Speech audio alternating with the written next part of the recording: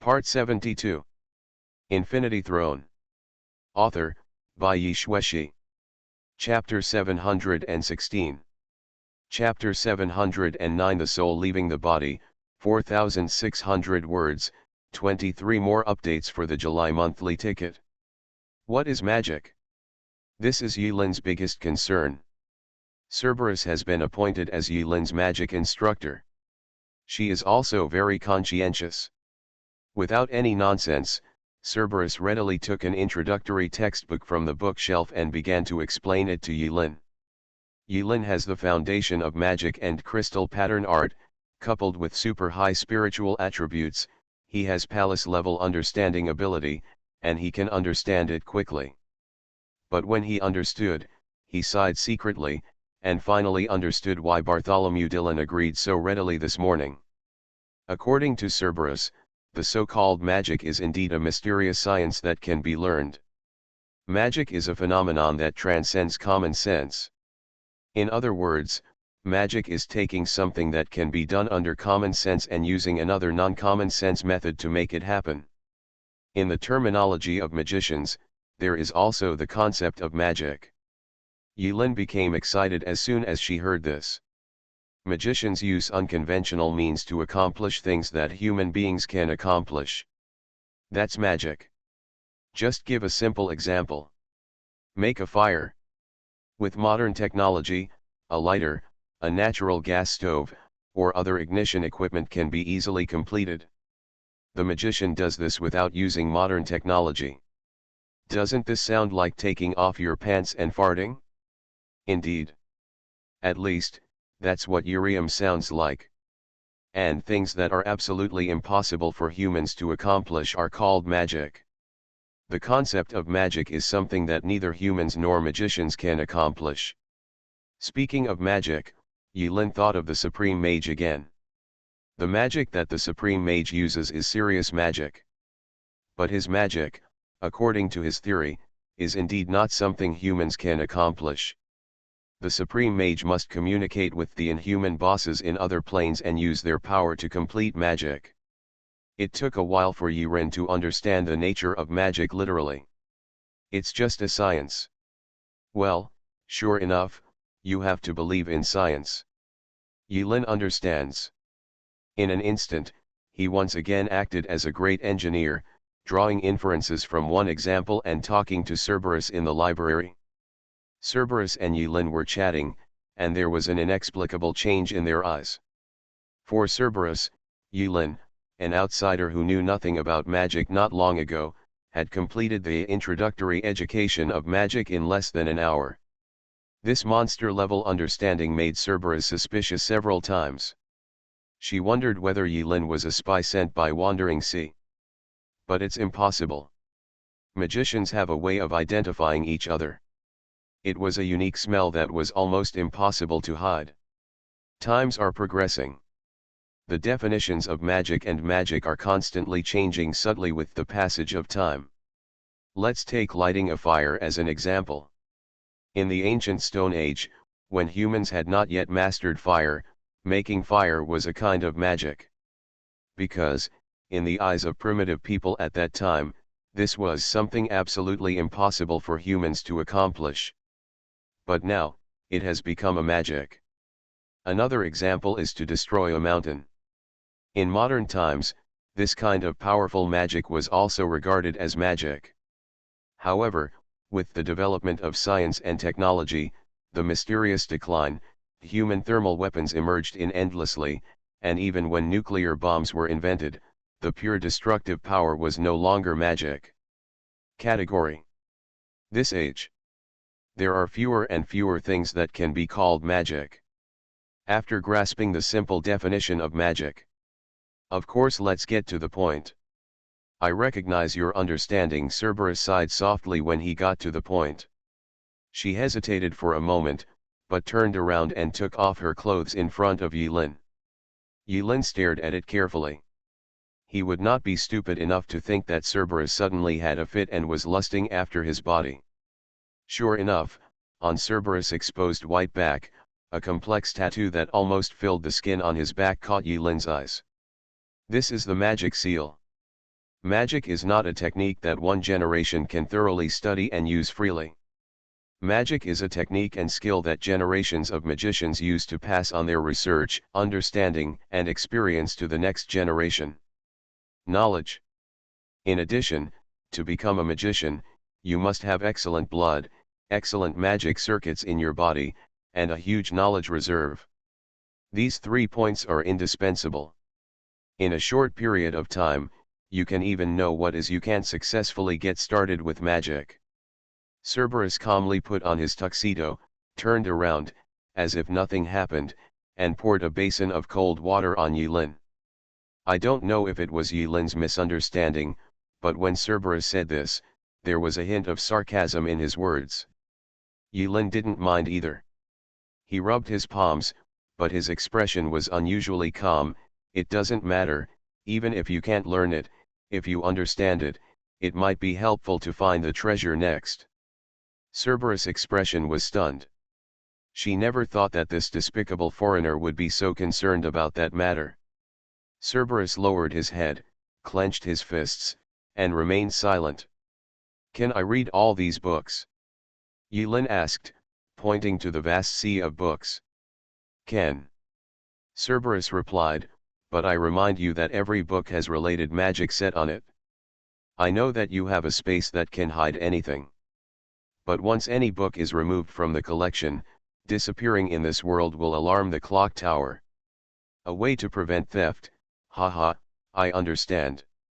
Don't worry, I'm not that kind of person. Then I'll read the book first, and I'll come back to you if I have any questions. Cerberus looked up and down Yulin's body several times with strange eyes.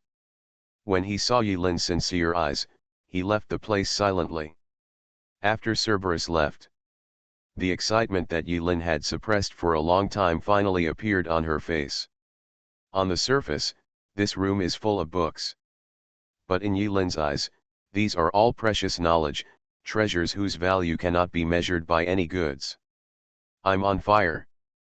Yulin laughed and rushed towards the bookshelf like a hungry wolf. In the clock tower, there are many students who are obsessed with academic research. They are collectively known as the magician's apprentice. Apprentices span a wide range of ages. The youngest is not yet an adult. The oldest one is already gray-haired, and he is about to step into the coffin with a belly full of knowledge. The library is a public area. Every apprentice is eligible to enter the library. It's just that usually, there won't be too many people gathering. Gradually, many people discovered a strange thing. In the library, I don't know when, there was a strange person. This weirdo is not wearing a magician's costume. He didn't bring any attendants. He doesn't even have the smell that a magician should have. But he sat at the corner of the spiral staircase every day, with a stack of profound ancient magic books in front of him, reading them with gusto. Many times, when some experienced magician apprentices passed by a weirdo, they couldn't help but want to ask, "Do you understand?" But whenever the magician's apprentice who wanted to ask a question saw the weirdo's face, his expression changed for some unknown reason, and he hurriedly walked away, pretending he hadn't seen him. Until someone reported this to Cerberus. The identity of the weirdo was confirmed. He was a specially recruited attendant of Cerberus, and had been approved by the monarch Bartholomew. He came here to read and gain knowledge. It turns out that it's because I finally got bragging rights after coming to the clock tower, the magician's holy place, to live a boring and ordinary life, so I became so serious, intoxicated, and focused. Someone gets it? The above words, in short, don't know how to show off. Yulin is focusing on reading. He was deaf to what was going on outside the window. 3 days have passed in the blink of an eye. In 3 days. He never left the library. Worked day and night. On the way, Cerberus seemed to be curious whether Yulin died suddenly in the library and came to take a look. With a dark face, she cleaned up the fruit peels, melon seed shells, and drink cups near the spiral corridor. Finally, she saw that Yulin was really paying attention, shook her head secretly, and left silently without disturbing him. She has seen too many people like this. Being a magician is not a profession where you can succeed as long as you know, work hard, persevere and struggle. Soon he will hit a wall and become aware of the vast gulf between magicians and non-magicians. Yilin was indeed fascinated. Several times, he was even discovered 10 steps away from Cerberus. Seeing Cerberus gritting his teeth and clenching his fists, silently cleaning up the trash for himself, Yilin always closed his eyes and pretended not to notice. After 3 days of hard reading, Yilin had a better understanding of magic. Every human being has the potential to become a magician. Huh? What if I'm not a human? Can a dog do that? Yilin pointed to one of the sentences in a book called On the Beginning of Magicians to the Burial, and felt that something was wrong. Not rigorous enough. Never mind. It doesn't matter. Knowledge and insight are closely related. Maybe the magician who wrote this book has never seen a dog holding a tablet while watching Animal World while going to the toilet, nor has he seen a dog that can take care of a baby. Yilin gently closed the book on the journey of a magician from entry to burial and looked at the author's name, David Copperfield. But what I said above is correct. Everyone has the potential to become a magician. Yilin nodded. According to the magician's theory, everyone has an origin. Each person's origin determines the magician's potential, and also most likely determines the magician's magic attributes with a high probability. The magician's attributes can be divided into earth, water, fire, wind, and space. There are also 2 rare attributes, imaginary numbers and none. The first 5 types have similar descriptions in many magic books. But regarding imaginary numbers and nothing, most magic books are unclear, and Yilin cannot fully understand them. Among them was a mathematician and magician named Descartes who imagined and speculated on imaginary numbers and nothing. Imaginary properties refer to things that theoretically exist but do not actually exist. Attributeless refers to something that does not exist in theory but does exist in practice. How complicated! This illusory conjecture, which is more inclined to idealistic theory, is the reason why Yilin cannot fully understand these 2 attributes. Magic has similarities with crystal patterns and even magic. The 3 most basic elements in magic: base, technique, and magic circuit. The so-called foundation is similar to the most basic language environment of magic. These include all cultures, religions, histories, and languages in the world. These environments constitute magic itself. No wonder the Magicians' Association once had branches all over the world. Because of language in itself, it cannot be an obstacle to magic, but different languages give magic more possibilities. In other words, everything can be magic? Well, maybe our ancient martial arts are also a type of magic in the eyes of magicians. Yilin silently recalled the power of Morendi's fist. If Morendi comes here and punches these buildings, will this group of magicians be shocked and call the great magician Morendi the leader? As for the spells, it's easier to understand. Similar to the program programmed in advance, different spells play different roles in the same language environment. This point is similar to the crystal pattern technique and magic. There are similarities. As for the third element, the magic circuit, this was an eye-opener for Yilin. In crystal grain physics, a circuit can be simply understood as a channel of energy. It is done using various lines and nodes. But in magic, the magic circuit is an organ that exists in the magician's body. This organ, similar to blood vessels, nerves, and lymphatic vessels, circulates within the body. Among them, it was precisely because of the magic circuit that Cerberus firmly believed that Yilin could not learn magic in a short period of time. Because the magic circuit is truly the essence and secret of the magician. Different magic families have techniques for cultivating magic circuits using drugs, etc., and these techniques are kept secret. It may take several years, 10 years, decades, or even a generation to cultivate a magician's magic circuit. The accumulation of successive generations can be completed. This is why, in some magician families, inheritance does not depend on bloodline, only talent. Some magician families will even take the initiative to send their beautiful daughters to their homes because someone has a certain magic circuit talent. They will try their best to conceive the other family's blood, and then secretly bring her back. Or, when you see someone with a talent on the roadside, you slap them on the forehead, take them back as your adopted son, and treat them as your own sons. In the world of magicians, it doesn't matter whether you are green or not, nor does it matter whether you are your own child. What matters is whether you have the talent to become a magician. Magicians, what a strange bunch of people.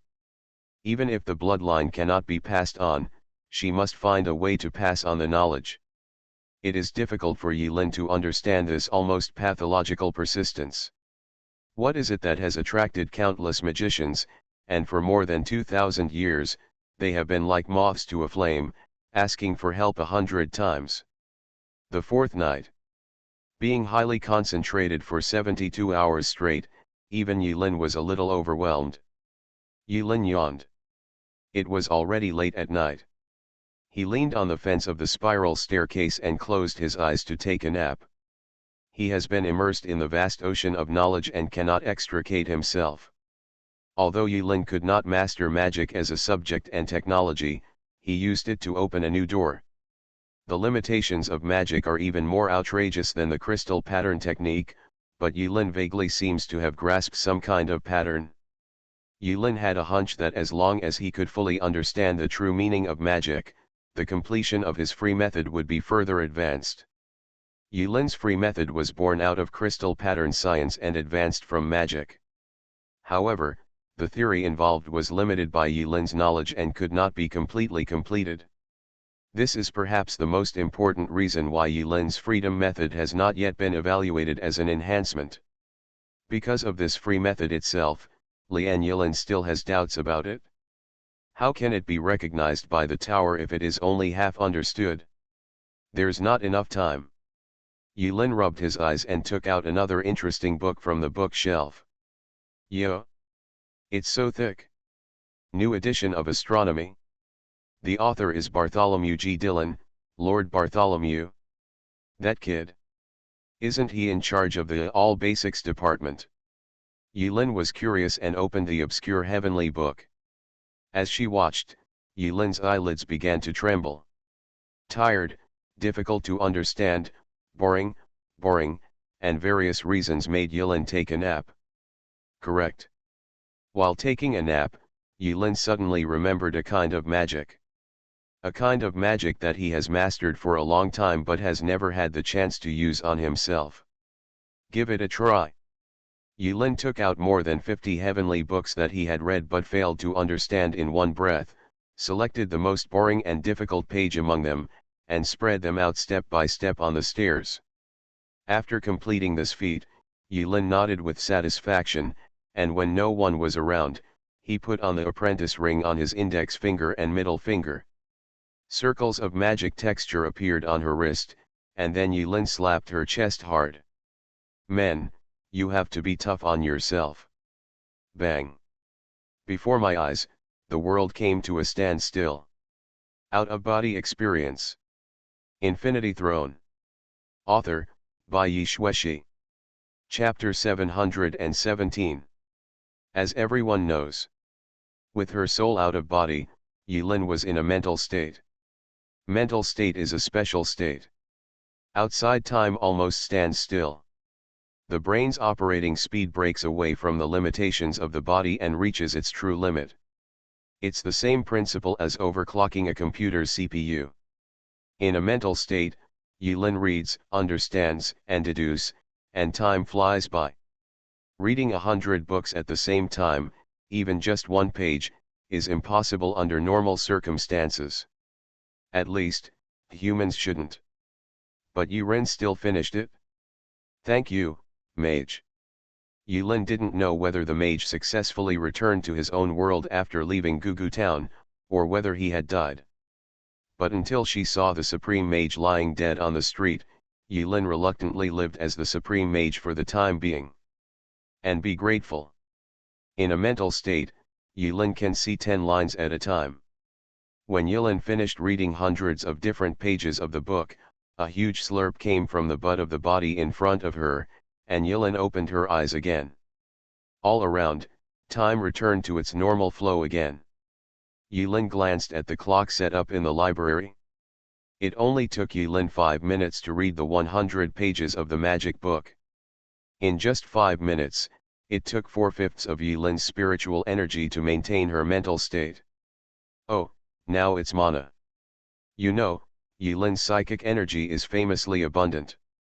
In other words, the consumption of out-of-body souls is terrifying. He calculated while sorting out new insights and consolidating memories. First read the book in the normal way, then switch to the mental state when the Shunak energy value is full, and then return to the normal way when the reading is almost done. Going back and forth, doesn't it mean that the time is doubled? Hiss. The plan goes through. Yulin became angry. Liver exploding. Day 5. The magician apprentices in the clock tower witnessed something one after another. The attendant that Cerberus had recruited was lying on the spiral staircase in the shape of Big, sleeping soundly. Yulin finally couldn't bear it anymore. Snorings came and went in the quiet library. Yulin openly disrupted the order of the clock tower and was quickly brought to the attention of Lord Bartholomew. Sleeping in the library? During the day, under the instruction of Lord Bartholomew, Cerberus pushed Bartholomew Dillon here in a wheelchair. The wheelchair climbed up the spiral staircase. The strange thing is that as the wheelchair moves forward, the steps under the wheels strangely turn into slopes. This allowed Bartholomew's wheelchair to clear the steps. Soon, the two of them came to the sleeping Yulin. Really like a child? Bartholomew Dillon smiled slightly. Cerberus was silent for a moment, his eyelids lowered, and he said calmly, "Master, I will remind him to pay attention." Bartholomew Dillon did not refute and asked again, "How many days has he not been away?" "Returned to the master, 5 full days." "I see, do you feel it?" The smell of magic began to appear in him. Cerberus's face changed slightly, and there was a little change in his eyes. She immediately lowered her head and held the hand of Yulin, who was sleeping. At this time, Yulin opened her eyes. "You do not talk," Cerberus said. "I don't think we know each other that well." Yulin sat up helplessly and said this, but her body allowed Cerberus to do whatever he wanted. After a few seconds, Cerberus let go of his hand and frowned. "Sorry, I accidentally fell asleep." "What time is it now?" Yulin rubbed her eyes and asked. In fact, although he was sleeping soundly, he was already awake when Bartholomew Dillon and Cerberus came to him. Yulin and Bartholomew Dillon looked at each other, and a faint smile appeared on the boy's pale face. Yulin understood that she had just pretended to be asleep and was easily seen through. The wisdom in the young man's eyes was not something he could possess at his age. Is this also inheritance? Yulin combined her own understanding of magic with doubts in her heart. Bartholomew Dillon didn't seem to point out Yulin's naughty way of pretending to sleep. He sat in a wheelchair, lifted his chin lightly, and asked with a smile, "Magic, is it fun?" "Good." Yulin told the truth. Bartholomew Dillon seemed to have remembered something and said calmly, "You know, stranger from the East? Your ancient country once had a branch of our Magicians' Association." "Once?" "Yes, once. Daming, in the era of your country, a force destroyed that branch." "Oh." Yulin nodded, not too interested in the historical secrets buried in the long river of time. Cerberus. Exist. At 4 o'clock in the afternoon, take President Yi to the first classroom. What? This time, Cerberus, who always had a calm expression, was unusually unable to hold himself tight, and a look of surprise appeared on his face. "Yes, remember, don't forget." Bartholomew Dillon waved his hand and yawned, feeling tired and sleepy. "Brother, it's only early in the morning." Yulin looked up at the sunlight that stole through the painted skylight and complained secretly. "Dear President Yi, I will come to greet you on time at 3:30 in the afternoon." Cerberus pushed the wheelchair down. At the end, she looked back, hesitated for a few seconds, and finally reminded her kindly, "Please be sure to wash it off." Only then did Yulin remember that she hadn't left here for 5 days. Although there was no strenuous exercise and there was no exaggerated strange smell on her body, Yulin herself couldn't stand it. After secretly going back to her room and having a good massage, Yulin lay on the soft bed and thought about life. Something seemed to happen in the afternoon. Yulin closed her eyes. Currently, much of everything in the clock tower seems to be shrouded in fog, and Yulin can't see clearly. He didn't understand the purpose of Bartholomew Dillon showing him his vast knowledge so generously. Yulin always felt that something was wrong. But without enough information, nothing can be analyzed.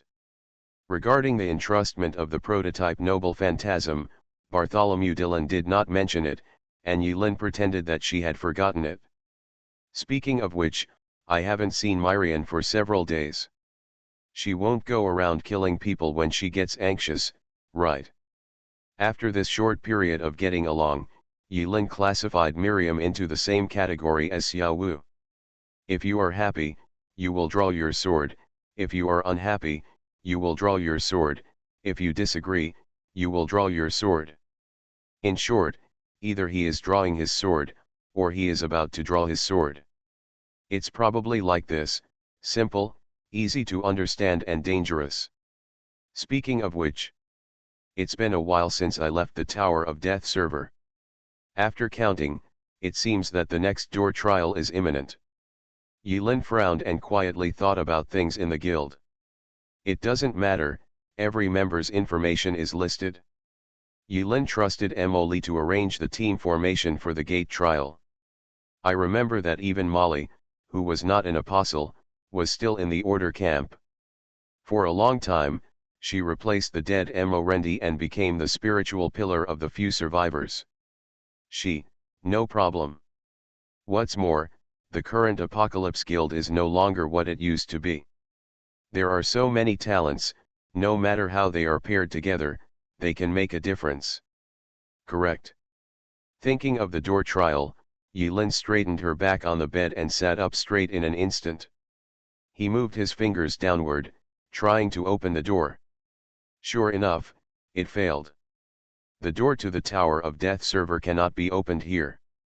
Sure enough, if everything functions normally, people with permanent access rights can always stay in other areas and servers. Yulin had been mentally prepared for this and sighed softly. In other words, is there no way to enter the trial until this trouble is solved? It seems that we have to hurry up. Seize the time, master the essence of magic as soon as possible, and integrate it into his free method. By the way, let's solve Myrian's troubles again. Well, it's decided. Yulin made up her mind and originally planned to take a good rest before 4 o'clock in the afternoon, but she hurried back to the library and continued to have fun. He was vaguely aware that these days of peacefully absorbing knowledge would not last long. In the past few days, several magician apprentices who occasionally visited the library looked at Yulin strangely. They whispered in low voices, "Look, it's that weird guy. He obviously doesn't have any magician blood, but he stays in the library all day long. In the circle of magicians, blood is above all else. Maybe it's to have bragging rights after leaving here. Trying too hard." Some people admired. Yulin took a look at their clothes. There is a strict hierarchy in the clock tower. Yulin came across this incident 2 days ago in a document that narrated the history of the clock tower. In the clock tower, except for the mysterious dean and the 12 kings located at the top of the clock tower. According to the magician's status from high to low, there are 7 ranks in total, namely, crown position, color position, ceremony position, sacrificial position, opening position, eldest son, and last son. The last son is the lowest level apprentice, similar to a kindergarten student according to the hierarchy of modern education. There is no decorative pattern on their clothes, just a piece of black linen. Starting from the position of eldest son, magicians began to wear medals on their clothes. According to the style of the medal, they corresponded to different levels. Yulin is not just indulging in books these days. Through observation, he can roughly determine the other person's status in the clock tower based on his clothing. In the color position level, from high to low, they are divided into red, green, yellow, orange, purple, green and black. Their sleeves, there are laces of corresponding colors on the edge of the collar. This level seems to be very rare. These days, Yulin has only seen one with purple trim on his sleeves. Others call him the Purple Magician. All in all, it's quite complicated. Yulin saw that those people whispering were all kindergarten-level scum. So Yulin smiled slightly, pointed at the empty chest of the other party, and smiled without saying a word. The faces of those scumbags turned dark instantly. Obviously, with their IQs, they could tell that Yulin's smile was mocking. Yulin didn't have time to waste on such boring pretense. She stepped onto the spiral staircase without anyone else, found a quiet corner, and randomly picked up a book from the bookshelf. There are 101 pages in total. Yo, I like this number. This is it. After making the selection, Yulin sat on the steps and studied hard. To perform magic, in addition to meeting the three major elements, base, technique, and circuit, a magician also needs to have certain magic preparations. It seems that there were people who used to perform magic under the guise of magic. It was another basic magic textbook. Yulin became interested and quickly flipped through it. Magic preparations, magic mechanisms, rituals, chants. There is a precious treasure that can reduce the magic preparation time to zero infinitely, making almost all magic the same as instant dot. In addition to the above, a magician must have magic power to perform magic. Magic power cannot be generated out of thin air. It is transformed by the vitality of the magician. Therefore, this is what another book mentioned. Most magicians are short-lived, so why is it so hard to find a magic inheritor? Magic power can be stored in advance on other things that can accommodate magic power. Gem magic seems to belong to this category. This is very similar to my crystal pattern science, which is interesting. Huh? A good magician's body fluids, hair, and even skin flakes all contain varying degrees of magic power. It's a bit awesome. A good magician can even draw magic power from body fluids. Why doesn't that sound right? It's so right. Etiquette, arms, inherent enchantment, singularity. One by one, new terms appear on the page. Time passed quietly. Yulin was fascinated by what she saw, and before she knew it, it was already afternoon. Time is up. 3:30 in the afternoon. A cold voice sounded in Yulin's ears.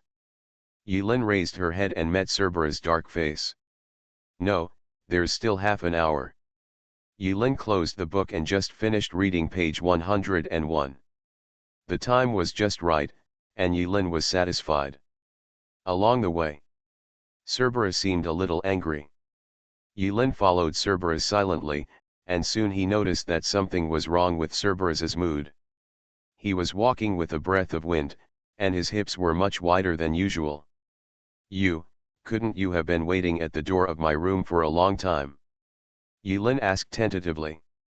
Cerberus remained silent and walked faster. By the way, you should have used runes that day, right? Yulin was still idle, still not exiting the scholar mode, and whispered, as if talking to himself, but the voice was loud enough for Cerberus to clearly see. Using different types of ancient characters as the main base, different characters have different powers. It is really a type of magic with many functions. But there is something strange about me. If both sides of the battle can recognize your text type at a glance, will the power be greatly reduced? I saw a sentence in a book, hiddenness is the essence of magic. The more people know and use it, the more its power will be dispersed and weakened. So, wouldn't it be great to know the essence of your magic in front of you? Just abolish it? You know too much. Cerberus turned his back to Yulin and replied coldly. The two stopped talking. Yulin did not continue to ask for trouble and smiled. About a few minutes before 4 o'clock, Cerberus finally brought the chattering Yulin to the so-called First Cathedral. It was an old Gothic-style building. Yulin stepped into it and immediately noticed that countless eyes were focused on her. The architectural style reminded Yulin of Western churches. The tall domes and magic ceilings emit light of different colors. Thousands of magician apprentices, neatly dressed and lined up in strict accordance with their rank. From the door to the end of the hall, a path was left, and a red carpet was even laid out. Yulin and Cerberus were walking on the expensive red carpet, receiving everyone's attention, and the atmosphere was a little weird. At the end of the red carpet, 7 magicians with completely different ages, genders, and temperaments stood side by side on a high platform. Compared with the thousands of magic apprentices in the audience, they stood out from the crowd. It was difficult not to notice them at a glance. And that young monarch, Bartholomew Dillon, was among the 7. Yulin's eyes narrowed. No need to think or reason, just in an instant, he already understood the identities of the 7 people. Located at the top of the clock tower. 12 monarchs. 7. You are listening to Novels at Bless Up channel. Wish you happiness and luck. Please subscribe to receive new novels. How do you feel about this novel? Please like and leave a comment. Infinity Throne. Author, by Yi Xueshi. Chapter 718. Go. Cerberus stopped where he was and stopped moving forward. She said softly, signaling Yulin to walk in front of the 7 monarchs. Why? Yulin asked. Cerberus turned back, looking at Yulin with cold eyes, but quickly closed his eyes, stood upright, and said slowly, if you want to learn more about magic. The implication is that you can't fall in love with her. Yulin nodded and smiled, indicating that she understood. There was a strange pressure faintly felt on the 7 monarchs. Their eyes fell on Yulin, as if they were 7 mountains. Yulin's shoulders sank, as if he was being pressed hard to the ground. A show of force. Yulin chuckled, raised his head, and met 7 different eyes. The thought power armor spread all over his body silently. In an instant, the pressure disappeared, and Yulin walked with relaxed steps to the empty seat specially reserved under the high platform. After walking down the red carpet, Yulin felt a little annoyed. She should have walked humming a song just now, which would have made her look more stylish. It's him. Among the 7 monarchs, there is a blonde woman with long hair. She looks to be in her 30s, with a mature charm that is as bright as a blooming flower. But the expression on her face made it difficult for people to think of a man or woman. It was cold, like an emotionless corpse. On the woman's shoulder, a black cat sat quietly. The black cat's green vertical pupils were staring straight at Yulin. The woman asked. Asked by Bartholomew Dillon. Bartholomew Dillon, who was sitting in a wheelchair, did not deny it and nodded. Monarch El Meloifor, that's him. Ah. Lord El Meloifor and the black cat sitting on her shoulder looked away at the same time. Standing on the far left, an old man with short hair and white hair, wearing a thick blue magician's costume, had a weird smile on his face, half smile but not a smile, and said from the side, weak magician bloodline. His words hit the nail on the head. Obviously, there is a special connection between magicians and magicians. This should be the magic concentration mentioned in the book. Magic is the magician's second life. A magician is as sensitive to magic as he is to breathing air. They can clearly feel the concentration of magic power around the target, just like they can personally experience the thinness and richness of the air. So, I should be getting started too. The pressure they just put on me was probably something like that. Normally speaking, in the circle of apostles, almost no one can make me feel pressure just by their momentum. Yulin thought to himself. Bartholomew Dillon knew other monarchs had similar thoughts. The blond boy sitting in the wheelchair smiled slightly, looked at the gloomy old man, and said softly, "Dear Lord Archibald, if I tell you, this distinguished guest from the East, in 5 days didn't you know almost nothing about magic before?" What? The expressions of the remaining 6 monarchs changed after hearing this. After Bartholomew Dillon said those words, everyone's eyes changed when they looked at Yulin. Yulin frowned slightly. Next is a simple awarding ceremony. Cerberus held the sterling silver tray. Neatly stacked inside is a set of noble and elegant magician uniforms. Yulin shook it off and took a look, and suddenly understood why there was such an exaggerated array here today. 7 monarchs and thousands of magician apprentices. It turns out that what was held in the first classroom was the awarding ceremony of the color scale. Yulin is the new magician who was awarded the color level. Congratulations, Bartholomew Dillon said. Yulin looked at the color level magician uniform in Cerberus's hand, but did not take it immediately. He sighed softly, "With my status, it is impossible for me to join your clock tower." Guest from the East, you are worrying too much. Bartholomew Dillon shook his head. The only thing that can restrain you is knowledge. What's the meaning? Remember that sentence you saw on the street sign? A rare trace of rossiness appeared on the boy's pale face. Is it possible to pass on mystery as knowledge forever? Interesting. Yulin shook off the magician's uniform, and the sleeves were deep black. Starting today, he was officially awarded the black rank by Bartholomew Dillon and became a black magician. This matter spread throughout the clock tower in a very short period of time. Every apprentice learned this. There was a guest from the East who, within 5 days, won the favor of the monarch Bartholomew and was personally awarded the rank of color. That is second only to the crown. Throughout the history of the clock tower, only great magicians or people with special talents can be granted this high level. If the apprentice who secretly despised Yulin in the library not long ago was just a kindergarten student, then Yulin instantly skipped kindergarten, elementary school, junior high school, and university courses in 1 day and was admitted as a master's degree by exception. Until night. After the show, Yulin was in her room, still thinking about the profound meaning of Bartholomew Dillon's move. Yulin believes that there is no gratuitous generosity and no gratuitous gifts. Among them, there must be a reason that Yulin cannot understand at the moment. What is it then? But it is undeniable that since obtaining the color level, Yulin's actions in the clock tower have become unrestrained.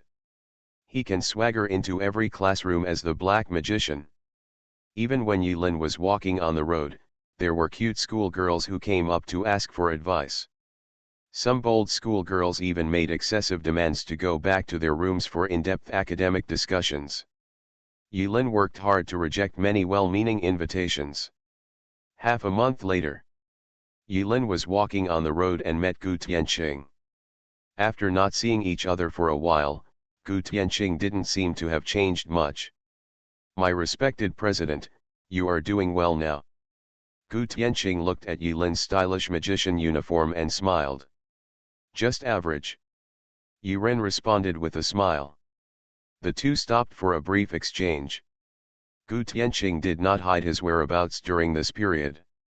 He left the clock tower for a while and went to a gypsy gathering place. It was said that it was related to his deck of tarot cards. Certainly. In fact, the two of them didn't know each other well enough to have a heart-to-heart talk. After a brief exchange, Yulin prepared to go to the library. "Today, I was sitting in on the curse department class. In the practical application of curse magic lectured by a senior lecturer with the rank of sacrifice, Yulin was confused by some of the magic principles and was going to the library to find relevant books. Take it overnight. He is very busy." Before leaving, Gu Tianqing gradually moved away, and a faint laughter came. "Time is running out." Yulin was slightly startled when he heard this. When he turned around again, Gu Tianqing had disappeared at the end of the corridor. God stick! Yulin silently raised her middle finger in the direction Gu Tianqing left. Find an opportunity and beat him up. I really couldn't bear it anymore. An idea came to Yulin's mind and she came to the library again. Yulin is already able to use the soul out-of-body technique with ease.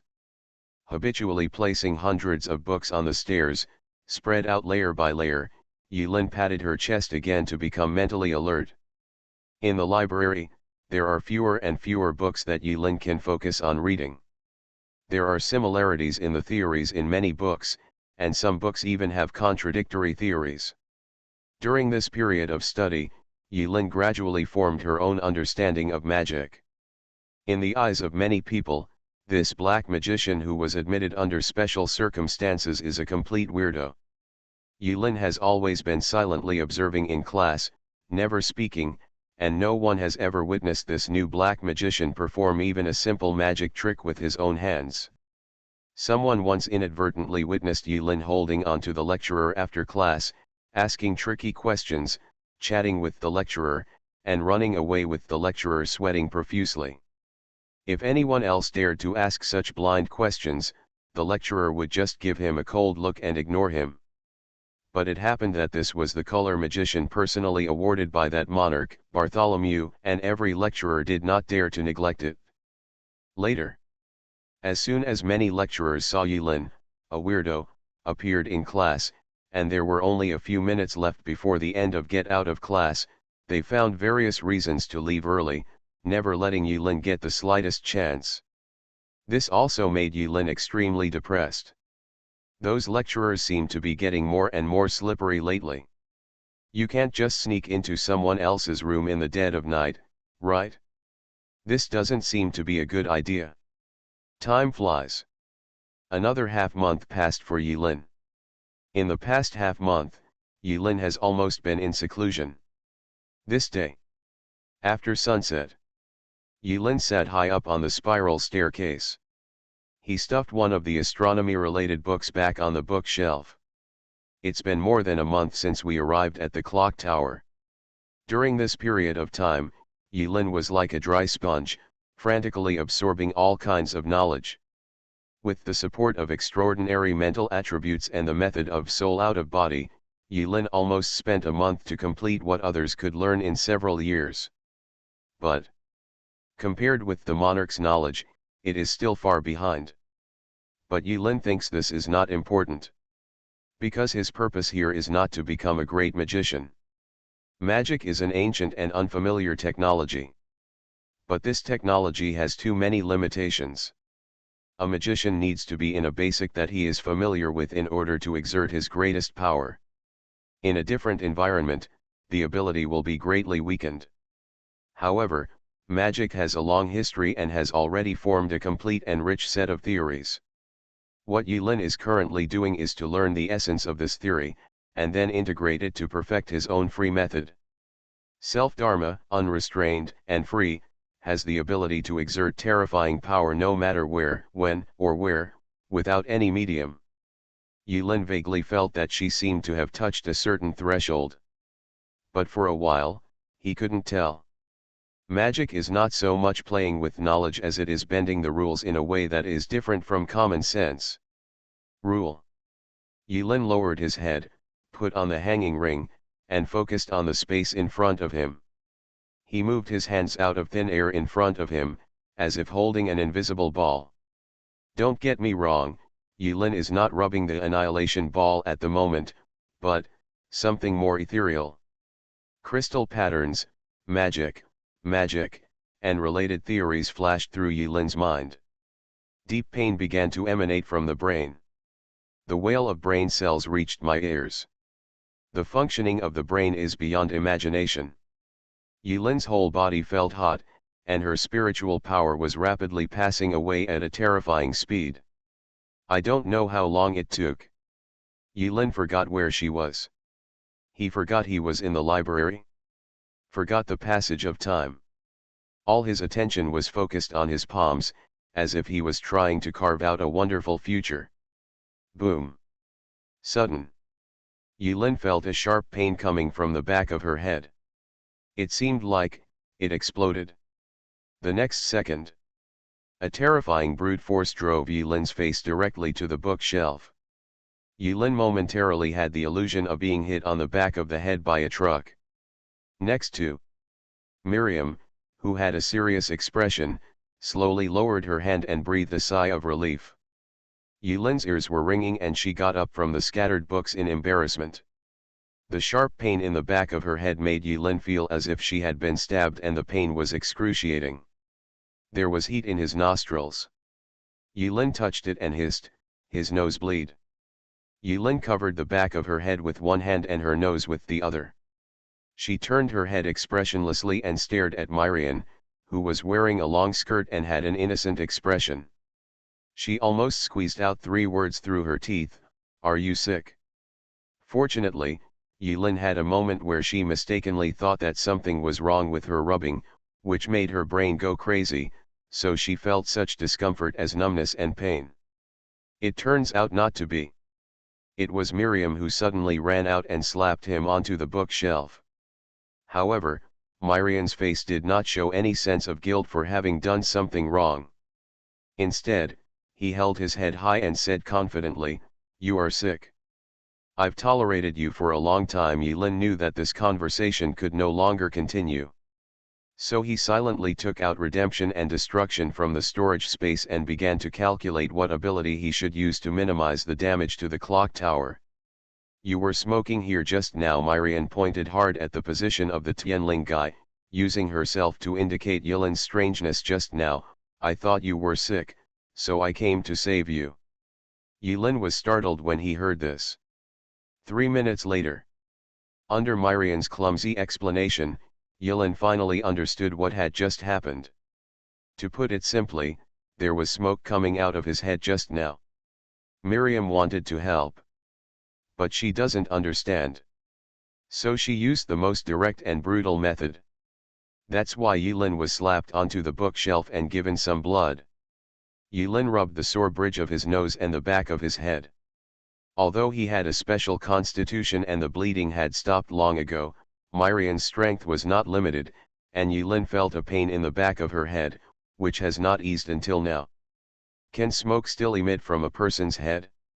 Yulin recalled the feeling of concentration just now, which seemed a bit dangerous, and in front of Miriam, Yulin had no intention of continuing to try that dangerous experiment. So he asked, "What are you doing here? Let's get down to business." Miriam shook the golden hair on her forehead excitedly. "Lord Bartholomew said that Avalon, no, there is news that Avalon's treasure can be taken out." Yulin was stunned when he heard this. Then he nodded helplessly. "The vacation is over." Infinity Throne. Author, by Yi Shueshi. Chapter 719. The holiday is over. Yulin looked back at the spiral staircase where she had stayed for more than a month, feeling a little reluctant to leave. Half an hour later, Yulin and Miriam came to the Lord Bartholomew again. Bartholomew is in a wheelchair. Cerberus stood beside him. To Yulin's surprise, Gu Tianqing was already waiting in the VIP room obediently. This was a bit unlike Lao Gu's usual behavior. Not long ago, the long table that Miriam split in half with a sword was replaced with a new one. The shadows of everyone swayed slightly against the light of the chandelier. "I received news that the person who stole the treasure appeared in Red Hair City." Red-haired city. Miriam knew that Yulin had failed in foreign geography, so she explained from the side, "Munich is a city in the southern part of the German Republic. During its peak period, the population peaked at 7 million. It was the third largest city in the German Republic. It turns out to be the city of Munich." Yulin has naturally heard of it. But why did it change to such a weird name as Red-haired City? Yulin asked. The respected descendant of the Night King, Artoria X, will understand this better than we do. The young man smiled slightly. Miriam nodded, her expression serious, and she continued without any concealment, "That's because of a guild, the red-haired guild." Guild. When Yilin heard this, her heart moved and she quickly opened the World Guild rankings. Red Hair Club, 7th in the world rankings. The 7th guild in the world. In other words, Munich is now the territory of the Red-Headed Society. Yilin understood and her eyes narrowed slightly. Once this matter involves the guilds in the Tower of War server, it will not be so simple. Yilin's purpose in coming to the next area was not to compete for hegemony. Fighting for hegemony is so boring. Yilin was not interested either. Others will stay there just fine, so what are you going to do to beat them? Not to mention the server next door. Things are not that bad. Barthmero coughed twice, smiled, and put a brand new photo on the table, showing it in front of Yilin and Miriam. On the front of the photo, there is a woman wearing a brown cloak. She is walking through the crowd in the market. The hood of the cloak used to cover her face accidentally falls down. The scene frozen in the photo is exactly the scene when she looked back in panic. It was precisely because she accidentally dropped her hat and looked back that she left such a high-definition and uncensored photo. European continental ancestry is mixed, and weird hairstyles and hair colors can be seen everywhere.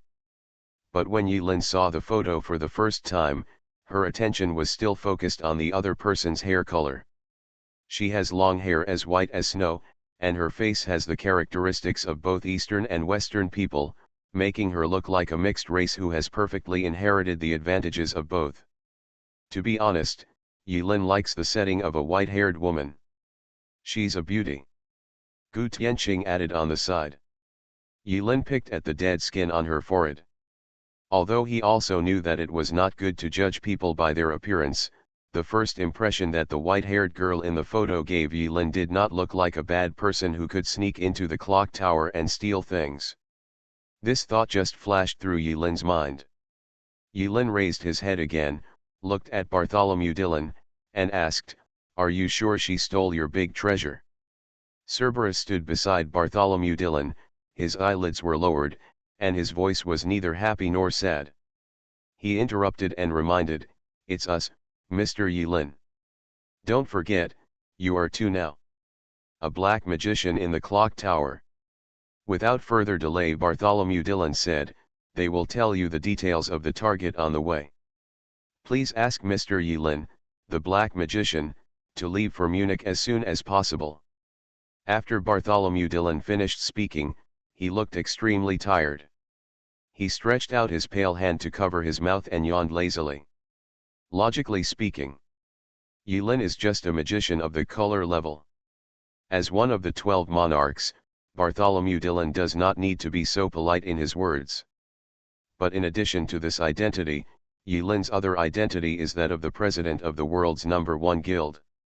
Even though the 12 monarchs in the clock tower are not insiders, they seem to know a lot about the Apostles' Circle.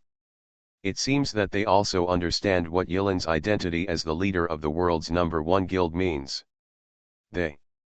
Yilin put away the photo of the white-haired girl, and he quickly noticed that Barthmero used an interesting word in his words. "Yes, them."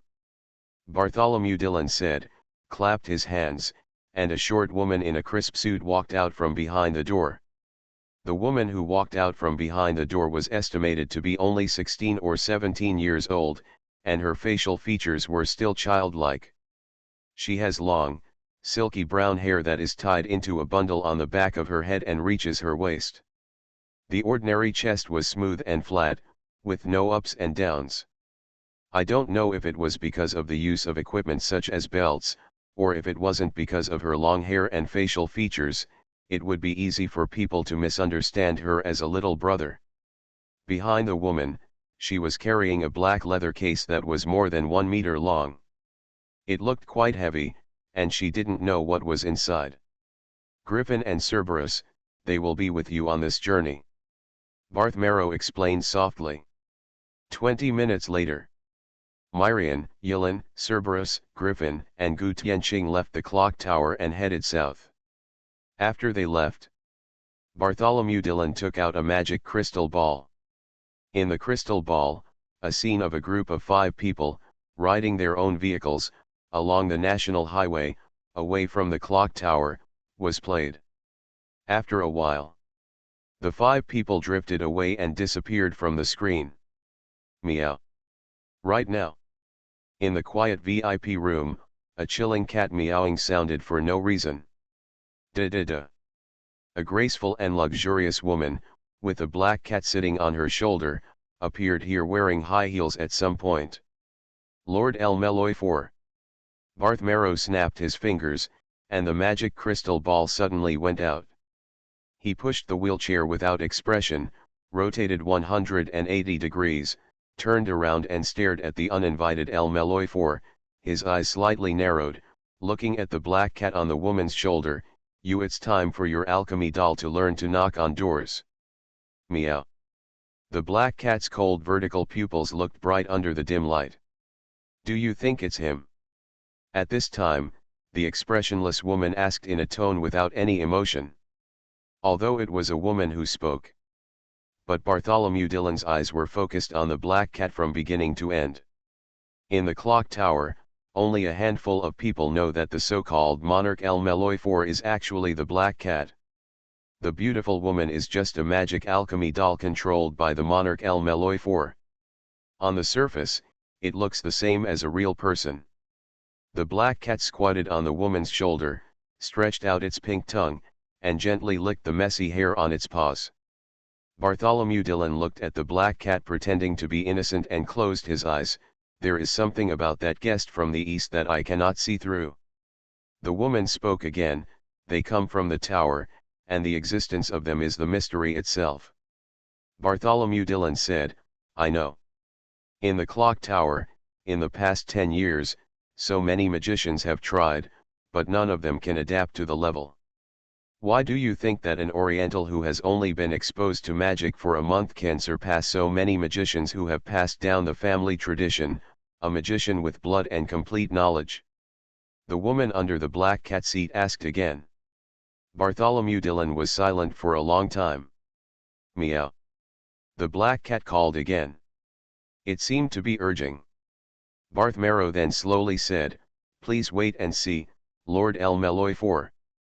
Meow. The beautiful lady suddenly turned around and left a cold word. I'll see, Bartholomew G. Dillon. Remember, your time is running out. Night fell quietly in the wilderness. The sound of the engine roared in the night, and waves of sound spread into the distance.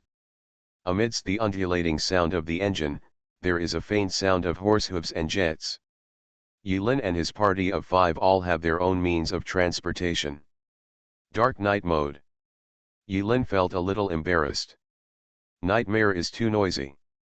Yulin could only activate a mode that had not been activated for a long time. In an instant, the world became quiet. To Yulin's left and right, Griffin and Cerberus, riding a special-shaped motorcycle respectively, turned to look at Yulin. They were a little puzzled. The car that was emitting strange sounds from the exhaust pipe just now suddenly became silent. Along the way, because the exhaust sound of Yulin's car was too noisy, they didn't have time to talk.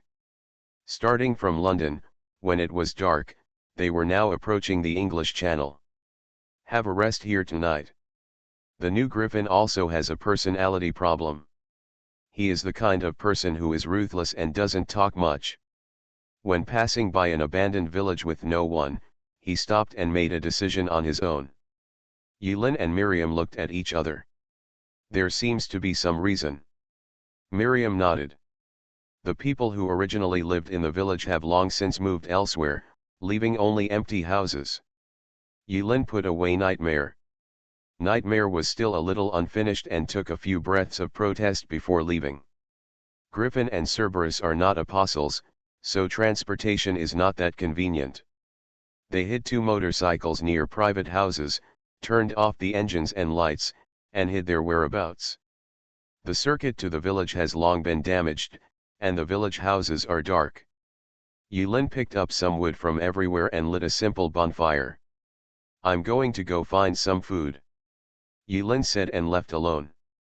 Miriam's eyes lit up when she heard that Yilin took the initiative to go out to look for food.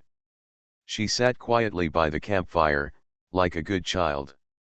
Yilin walked around a few times, and oh, this time she got lucky. Yilin easily caught a few lone hares in the wilderness. The 3 hares were trembling in Yilin's hands, extremely frightened. Boom, boom, boom, boom dash. When Yilin is catching hares.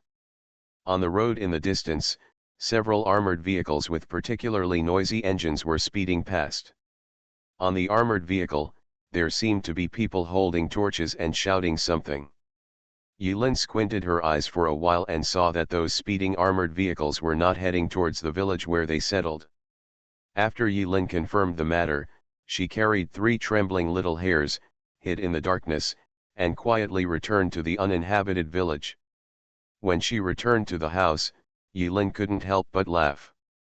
Gu Tianqing sat in a corner of the room, wearing white gloves with a calm expression, silently rubbing the tarot cards. Miriam sat in front of the bonfire, sitting on the ground in a standard kneeling position, looking forward to it, her hair trembling, reflecting her inner anxiety.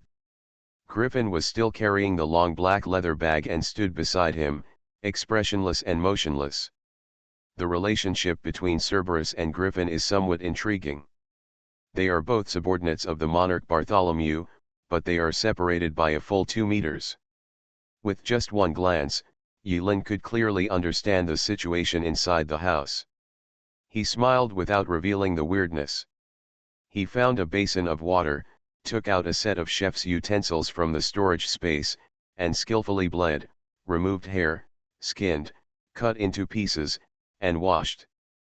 5 minutes later, skewers of specially roasted rabbit meat sprinkled with Lin brand spices were placed on the campfire.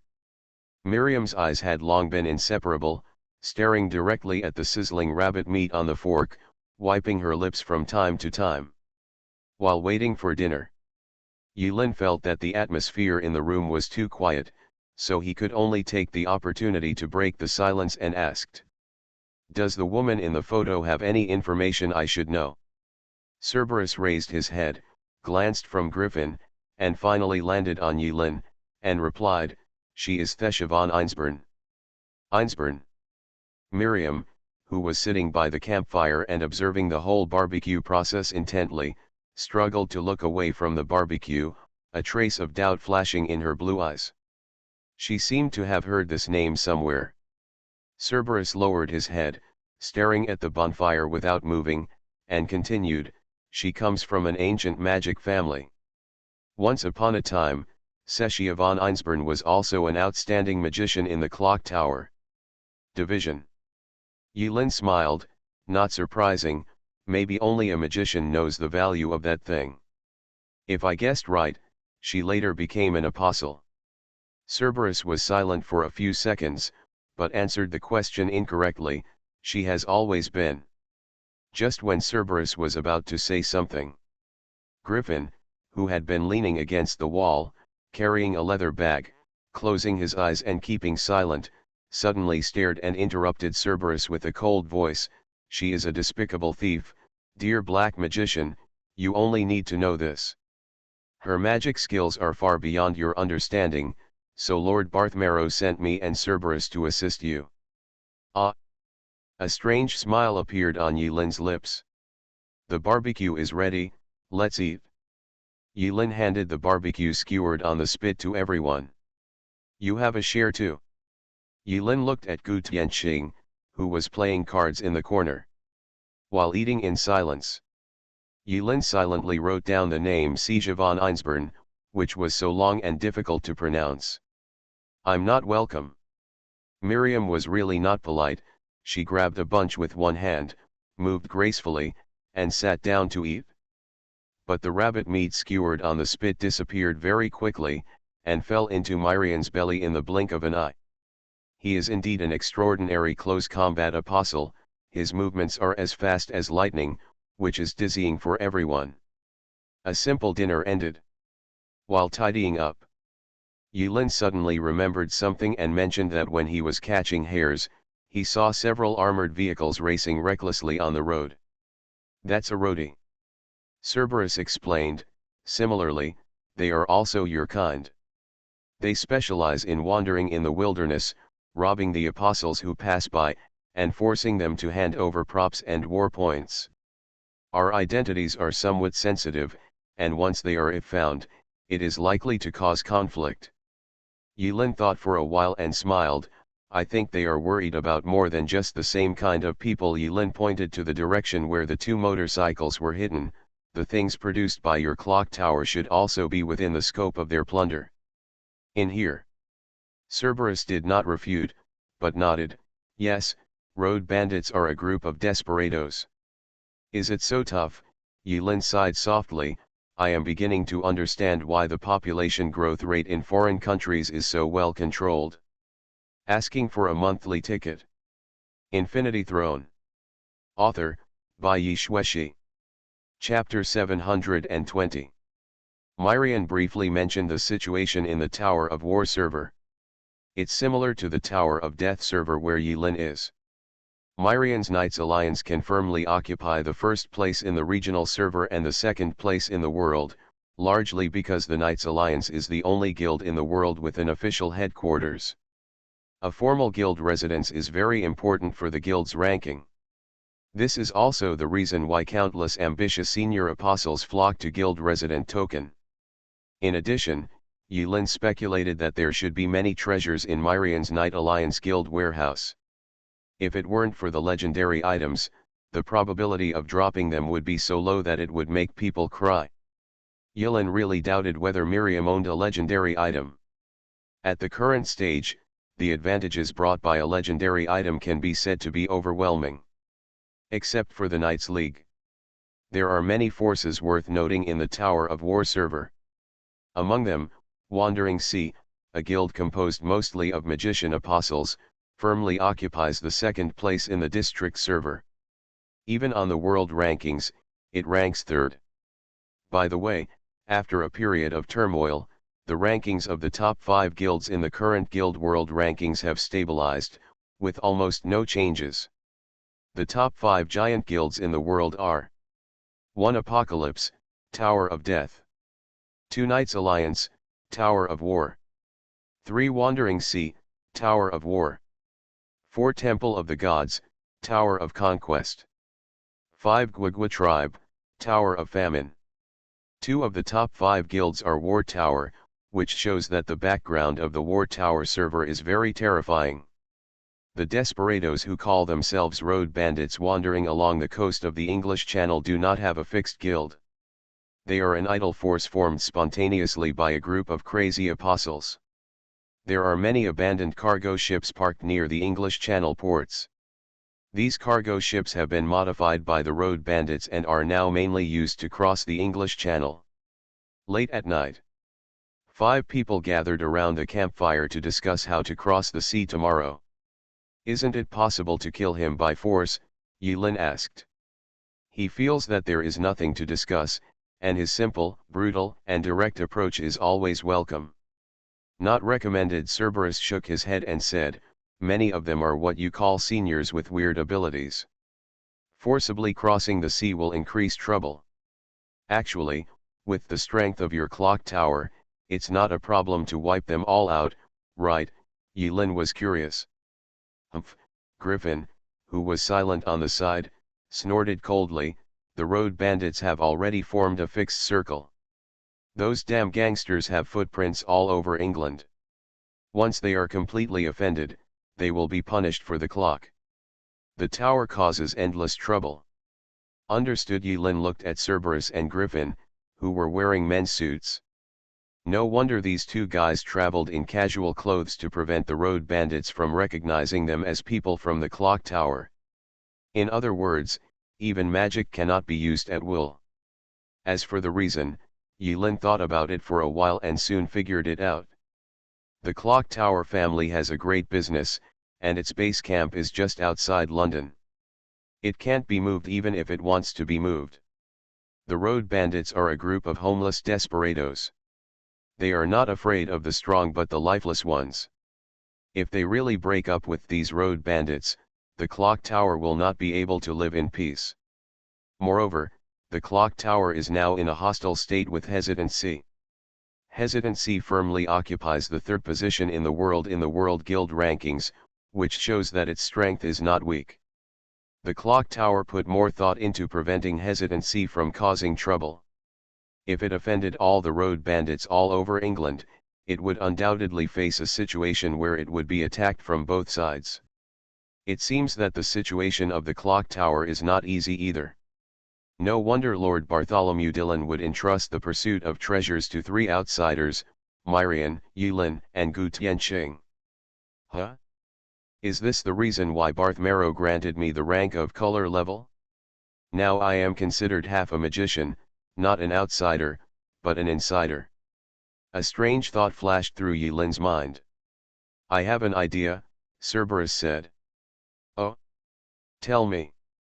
Most of the road bandits are active at night as the neighbors of the clock tower.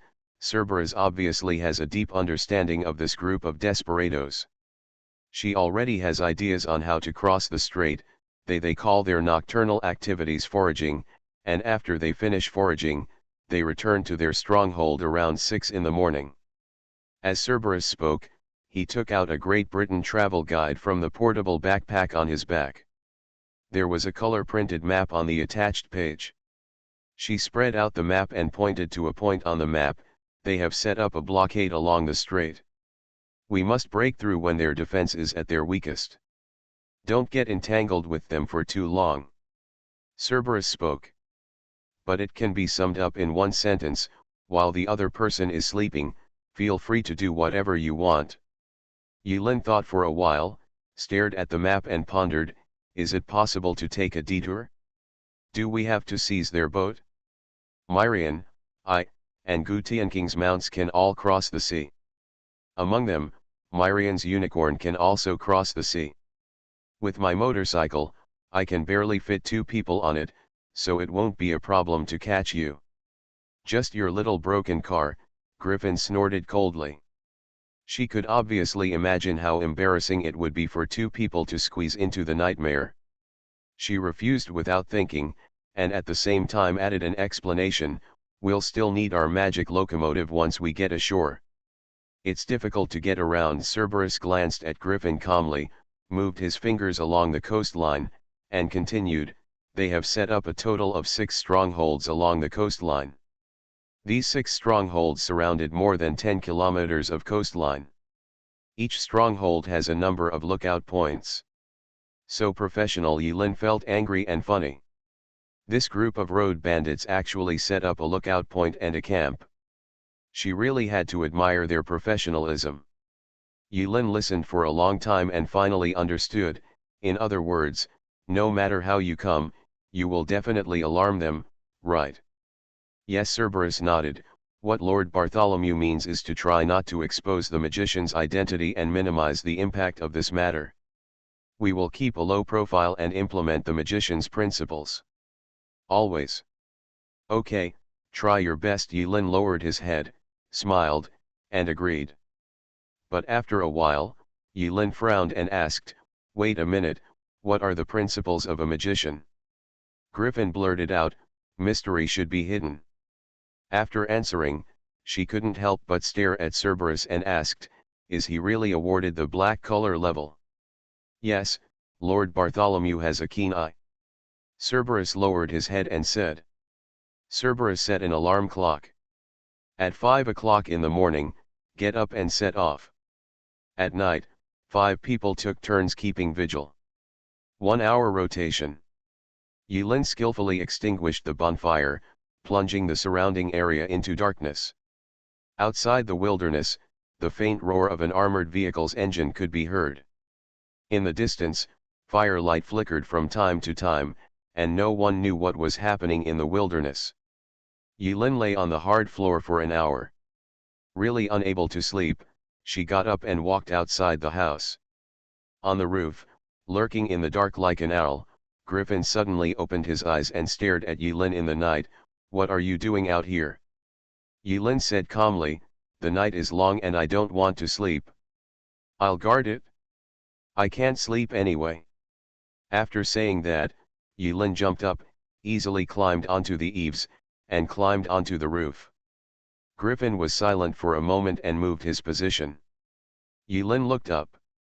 The moonlight was bright, so he took out a book, patted the dust on the cover, and started reading by the moonlight. Griffin glanced at Yulin expressionlessly. She learned from many people that Yulin was a very hard-working person. He spent most of his time in the classroom and library. Yulin works harder than most serious magicians. Pity. Griffin closed his eyes, thinking of Lord Bartholomew's words, and was reluctant to deal with this weirdo. Cerberus, Griffin, don't you have a sister named Medusa, Chimera, Taurin, or something like that? Click. The sound of Griffin gritting his teeth rang out in the quiet night. She really wanted to have a seizure, but she suddenly noticed a word in Yulin's words. Griffin looked at Yulin in surprise as he lowered his head to read in the moonlight. Don't look at me like that, Yulin said with a smile without raising her head. I might have to cover one eye to pretend that I can't tell that you are two sisters. None of your business. Griffin turned his head and said coldly. Oh, Cerberus has a rebellious sister, no wonder he has such good endurance. Yulin recalled the expression on Cerberus's face as he silently collected melon seed shells and peels for him. Just keep it slowly. Griffin stood up, seemingly unwilling to discuss the subject of sisters with Yulin. At this moment, she accidentally glanced at the book Yulin was looking at from the corner of her eye, and was stunned for a moment. Wait a moment. That book looks a bit familiar. Griffin was angry, with a slight tremor in his voice. You actually stole the books from the library? Borrow it, Yulin corrected Griffin seriously. I will put it back in its original position later. You can't waste time on a long journey, right? No, Griffin said with a dull face, feeling incredulous. How did you steal it? I said borrow, borrow, borrow. Yulin repeated the important thing 3 times and rolled his eyes at Griffin, who didn't understand the world. If you mean the method, I guess it's not difficult, right? The key to preventing theft should be the handwritten signatures. The first thing I noticed was that there was something wrong with those handwritten signatures. I searched a little and found that each book had a corresponding place on the bookshelf, that is, the back and side. The magic technique, as long as the book is more than 500 meters away from the magic technique, the alarm will be triggered. So it's very simple. If you copy an exact magic spell in a book, it won't trigger it. Yulin said matter-of-factly. Griffin's face turned red. After hearing Yulin speak so lightly, she pointed at Yulin with trembling fingers. She didn't know what to say for a moment. SHH. Suddenly. Just when Griffin was about to have an attack, Yulin suddenly closed the book and made a silencing gesture. Griffin was stunned at first, but after a second, she quickly understood what Yulin meant and lowered her butt on the roof. Outside the village, to the east, beams of high-beam lights were approaching rapidly. It's a road bandit. Griffin frowned. At this time, there was no time to think about pursuing Yulin for stealing books. Yulin used her foot to chop hard on the roof several times. 10 seconds later, Gu Tianqing, Miriam, and Cerberus jumped out of the house one after another. Cerberus moved like a nimble hound. She stepped on the wall and came to Yulin and Griffin gracefully. Cerberus removed the blindfold from his left eye, revealing a strange eyeball behind the blindfold. The eyeball is green, with circles of standard magic spells engraved on it. As Cerberus narrowed his eyes, the circles of magic formula glowed slightly with green light. After looking into the distance for a moment, Cerberus put the blindfold on her left eye again, and she whispered in a voice that could barely be heard by a few people on the roof. It's a small convoy of road bandits, 5 armored vehicles, each equipped with a standard 5-man tactical unit. They should be a team out foraging. Interesting. Yulin squinted slightly and looked at Cerberus's recovered left eye. Sure enough, when they arrived in front of the clock tower, the peeping eyes Yulin sensed came from Cerberus. There's something wrong with Cerberus' left eye. But now, the road bandit convoy was rapidly approaching the abandoned village, and Yilin didn't ask any questions. He lowered his head and pondered for a moment, then understood and shook his head helplessly. It seems that we still underestimated them. There are people in the bandits' foraging team who are good at tracking. It is very likely that they noticed our footprints and wheel marks. Let's go. Griffin jumped off the roof as soon as he rolled over. Walk for what? Yilin was surprised by Griffin's reaction. The identity of the magician must not be revealed, Griffin said. Yilin's guns were all drawn out. But what Griffin and Cerberus meant was not to have a head-on conflict with the gangster convoy. Once they take action, their abilities are easy to identify. Moreover, communication between apostles is difficult to block unless they are instantly killed. At the moment of taking action, the fact that the clock tower has no martial ethics and has no strength to restrain the road bandits takes action will spread throughout the entire road bandit circle in a very short period of time. Yilin sighed. He felt that the magicians living in the clock tower were having a hard time. Except around London, I don't dare to wander around anywhere else. The sudden change disrupted their plan to break through the blockade and reach the port in the early morning. Cerberus and Griffin pulled out the map again. Although the two sisters obviously didn't deal with it, in the face of the mission, they could only put aside their distracting thoughts and concentrate on the outside world. Now we can only forcefully break through the defense line.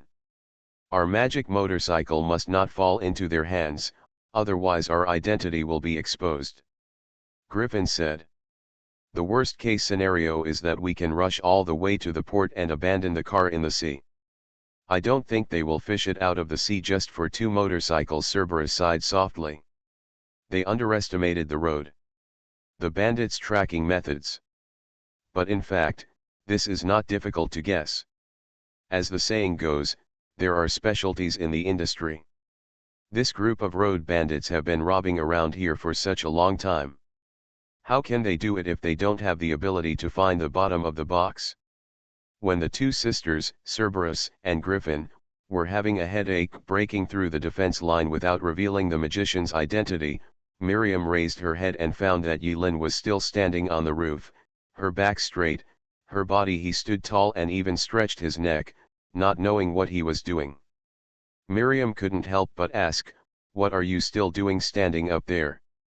A small red dot moved quickly in the dark night, and finally anchored in the center of Yilin's forehead. Boom!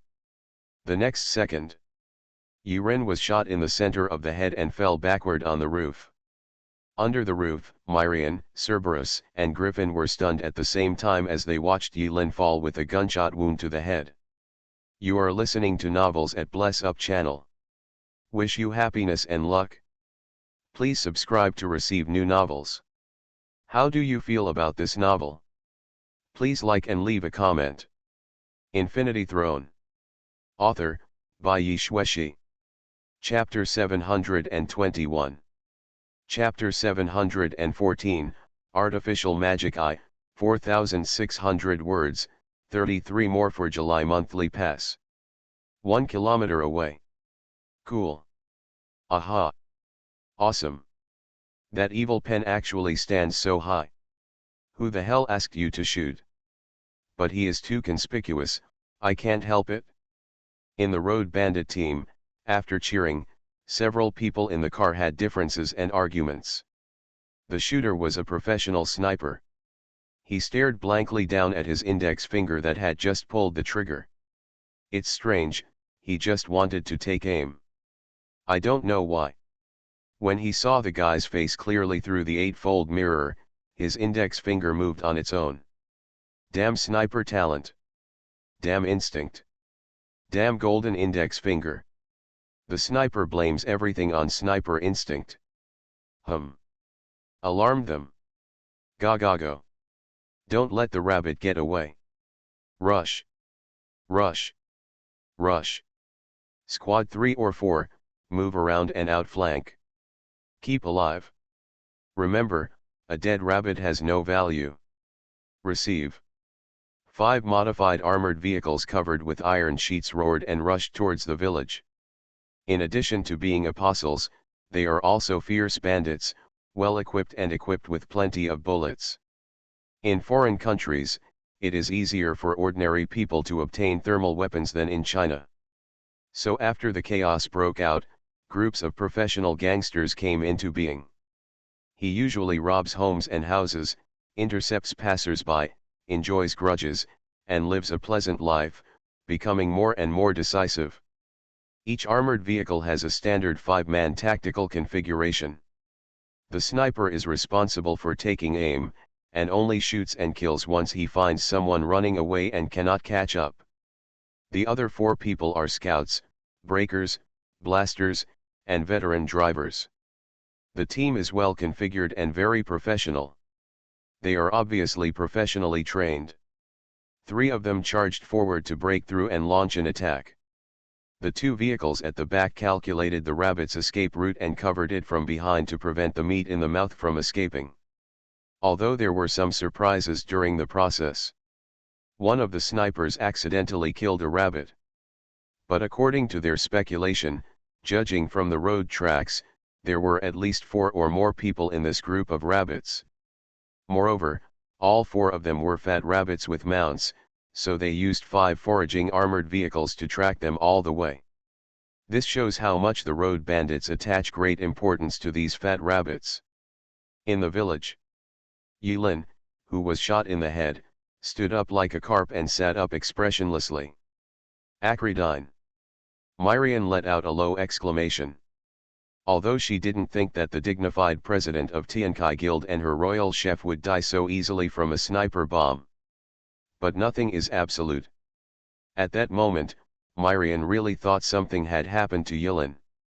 So when Yilin bounced up, the dull hair on Myrian's forehead trembled violently, and she was obviously a little surprised. You all hide and don't do anything. Yilin rubbed his forehead, it hurt a little. He had stacked 10 layers of telekinetic armor on his forehead in advance, and with the laughing mask there, it was generally invulnerable. As planned, Yilin successfully blocked the sniper bullet with his forehead. But it still hurts. I am angry. Yilin faced Cerberus and Griffin, who looked shocked and speechless, and said, "Don't do anything, just hide. Remember, don't expose the identity of the magician. Mystery should be hidden."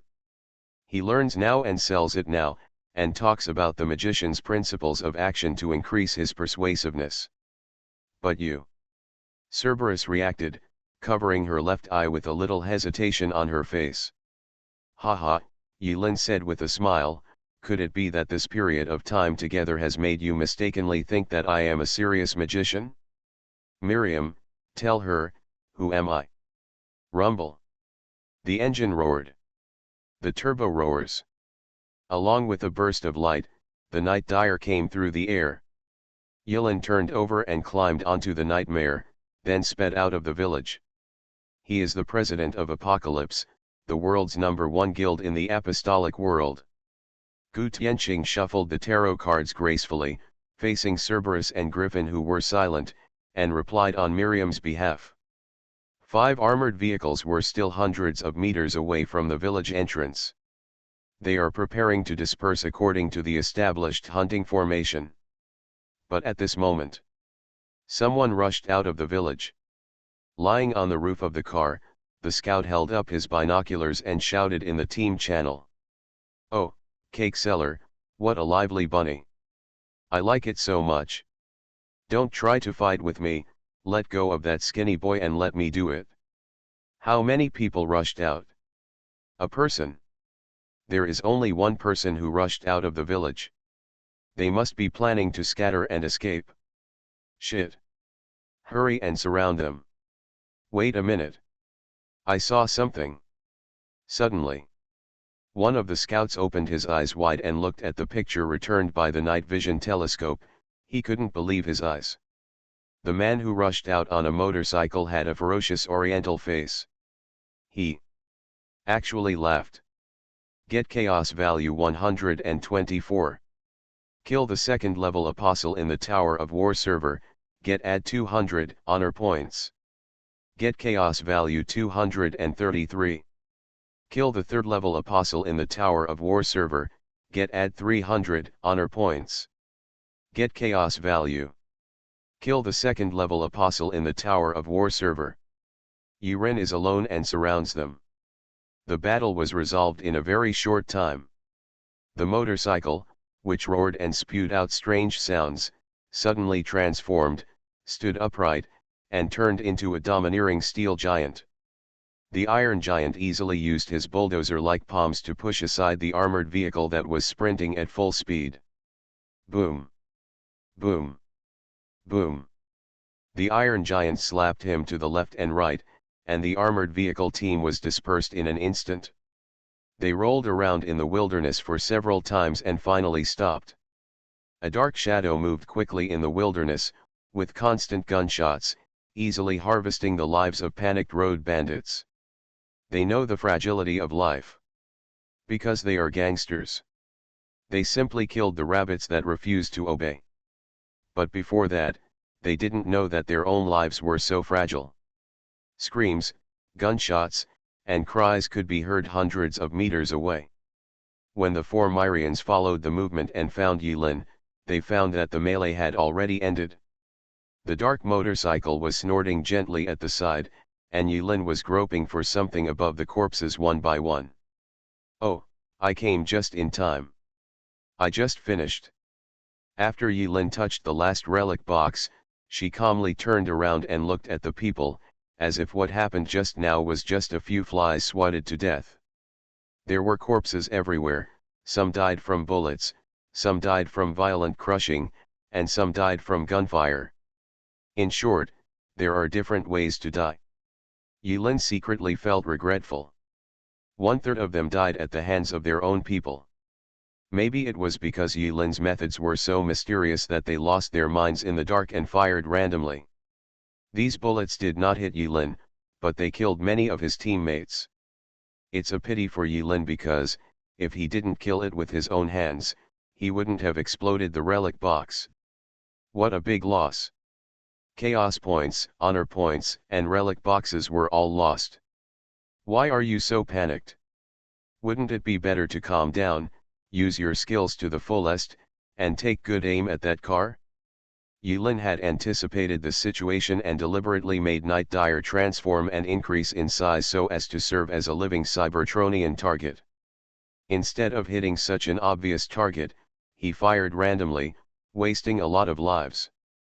3224, Chaos points 3400, Honor points 7 common grade, 1 rough grade, and 1 rare grade. Yulin counted the harvest on the spot. He really couldn't laugh anymore. He felt a little speechless. Chaos points and honor point gains, forget it. Why is this luck so outrageous? Can you even extract rough level? Yulin expressionlessly stuffed a pile of cards into the storage space. The luck value of 2.0 is not that exaggerated. It's probably this road bandit who doesn't have anything good on him. After the armored vehicles that had been dismantled into parts exploded one after another, they ignited fire and dispersed the darkness. One corpse after another, in the flames, made the sound of boiling grease and dripping wax. The aroma of barbecue wafts everywhere. But even Miriam, who has the foodie attribute, cannot have an appetite at this time. Fortunately for Miriam and Gu Tianqing, they were originally from the circle of apostles and were used to seeing death and killing, so they didn't show much surprise. But when Cerberus and Griffin looked at the calm Yulin, their expressions changed subtly. During this time, Yulin acted harmlessly in the clock tower, like a gentle scholar who pursued knowledge. But when Cerberus witnessed the killing in the darkness with her own eyes, she suddenly realized that this man with extremely high magical understanding was also a murderer in another world. Miriam lowered her head and hesitated. She recalled the scene where Yulin was shot in the head. Before being shot, Yulin stood up straight and even stretched her neck forward, as if. Miriam thought about it and couldn't hold herself any longer, so she whispered, "I doubt." But before she could finish her doubts, she was interrupted by Yilin, who had finished counting the harvest. Suspicion without evidence is meaningless, Yilin said. What happened here should have been reported back to their stronghold. Griffin gritted her teeth, tugged hard on the shoulder strap of her backpack, and said numbly, "We can only rush over." Yilin glanced at Griffin, waved her hands, and said with a smile, "Relax, don't be nervous. Normally, this matter will not have anything to do with your clock tower anyway." This time, neither Griffin nor Cerberus had time to correct the word "you" in Yilin's words that separated him from the magician group. Griffin and Cerberus had a rare moment of eye contact. On the side, Gu Tianqing noticed Yilin's words and raised the corners of her mouth. "No matter what. I'm a little curious about what you did, President." "Of course," Yilin grinned, quickly throwing away the depression of touching the relic box. In the dark night, 2 rows of neat teeth reflected a strong light under the surrounding fire. Guarantees made on uncertain matters are most likely lies. You must know that I am an honest person. As for what I did, it's very simple. Every time before I do something, I say something in their ears. The apocalypse is coming. Look, it's that simple. To blame yourself. Gu Tianqing. Myrian. Cerberus. Griffin. 10 minutes later. A few people drove quietly and carefully towards the coastline. En route. Several people stopped, and there was fire in the distance. Cerberus stood on a high place and looked into the distance with his strange left eye. They went to search the village we were in just now. Cerberus quickly came to a conclusion. I've always wanted to ask, is that eye of yours the legendary magician's ultimate amplifier, the magic eye? Yilin watched helplessly as Cerberus calmly put the blindfold back on, and he finally couldn't help but ask.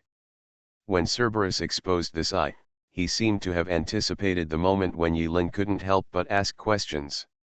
So when Yilin asked back, she almost didn't hesitate and gave the answer quickly. It's not that rare thing. This is an artificial magic eye.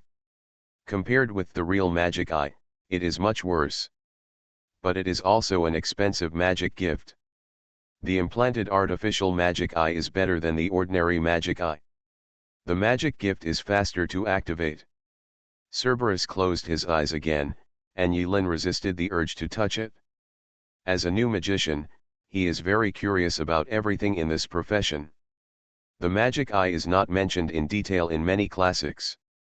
Fortunately, Yilin had read enough and found a few passages in several ancient classics. If you make an artificial magic eye, it is not difficult to understand that it is a type of magic gift, which is more special than ordinary magic gifts. Speaking of magic costumes, Yilin got back on the motorcycle, looked at Cerberus, and asked with a smile, "I remember Bartholomew Dillon asked you to be my mentor, right? It's not about magic. There is an ancient tradition in the teacher circle. The mentor will take the initiative to give an Azoth sword as a gift to his apprentice. Why don't I see you giving it to me?"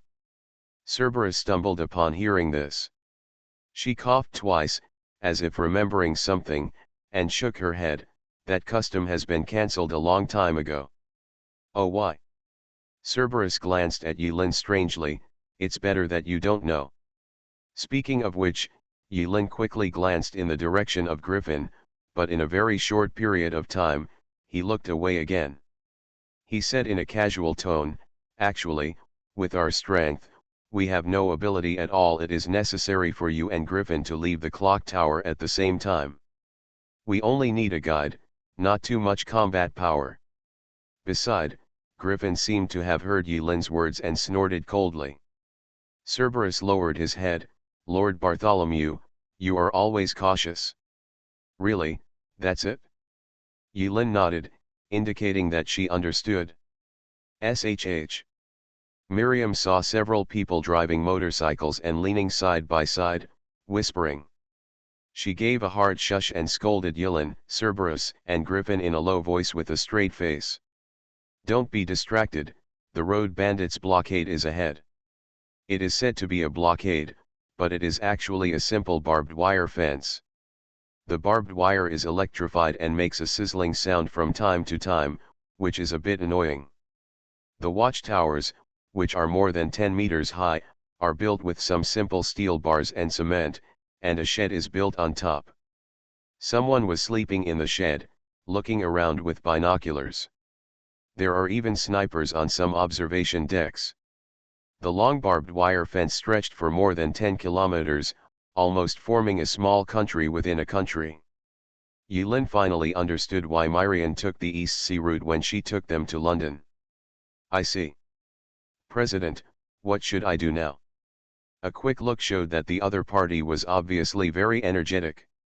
Gu Tianqing looked at Yulin with a smile, as if he was curious about Yulin's plan.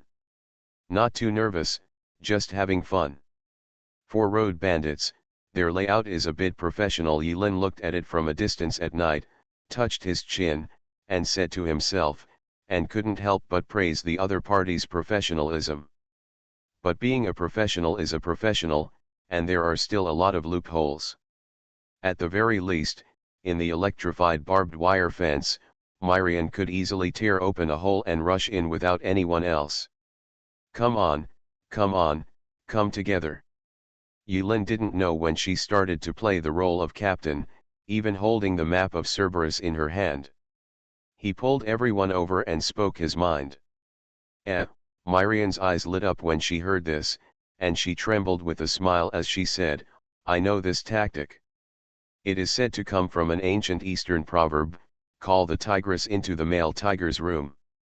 Gu Tianqing. Yulin covered her eyes and sighed, I think there is something wrong with your teaching materials, forget it, now is not the time to mention this. Then, the operation to mobilize the tiger away from the mountain begins now. Infinity Throne. Author, by Yi Xueshi. Chapter 722. Before taking action. Myrian quietly touched Yulin's side. She stared, unable to get over the previous topic. I suspect you did it on purpose. Myrian was referring to the incident where Yuren stretched her neck on the roof. Yulin glanced at the two sisters in the clock tower 10 meters away. This time, he was too lazy to argue with Miriam. He pointed at his head and said with a smile, ordinary people, if they are shot here, will they die? Myrian was silent for a moment, raising her eyelids and staring directly at Yulin's forehead. There wasn't even a dent there, let alone a wound. She nodded. Default. Anyone who gets shot in the head would die. Even Miriam. So usually when encountering this kind of thing, Myrian would use her sword to block the sniper bullets one by one. After all, it's not that difficult to stop a bullet. I wanted to be a good person for once. Yulin pinched his forehead hard twice and smiled slightly, until I got shot in the head. There are still a few kilometers to the coastline. In front, there is a barbed wire fence. Several people were lurking in the darkness, watching helplessly as Yulin whistled happily and disappeared into the darkness. Behind Yulin, Cerberus quietly pulled up the eye mask. Her artificial magic eyes had a small function of night vision and could clearly distinguish things in the dark. But suddenly, Yulin's figure walked and disappeared. Cerberus frowned. You seem to care about him.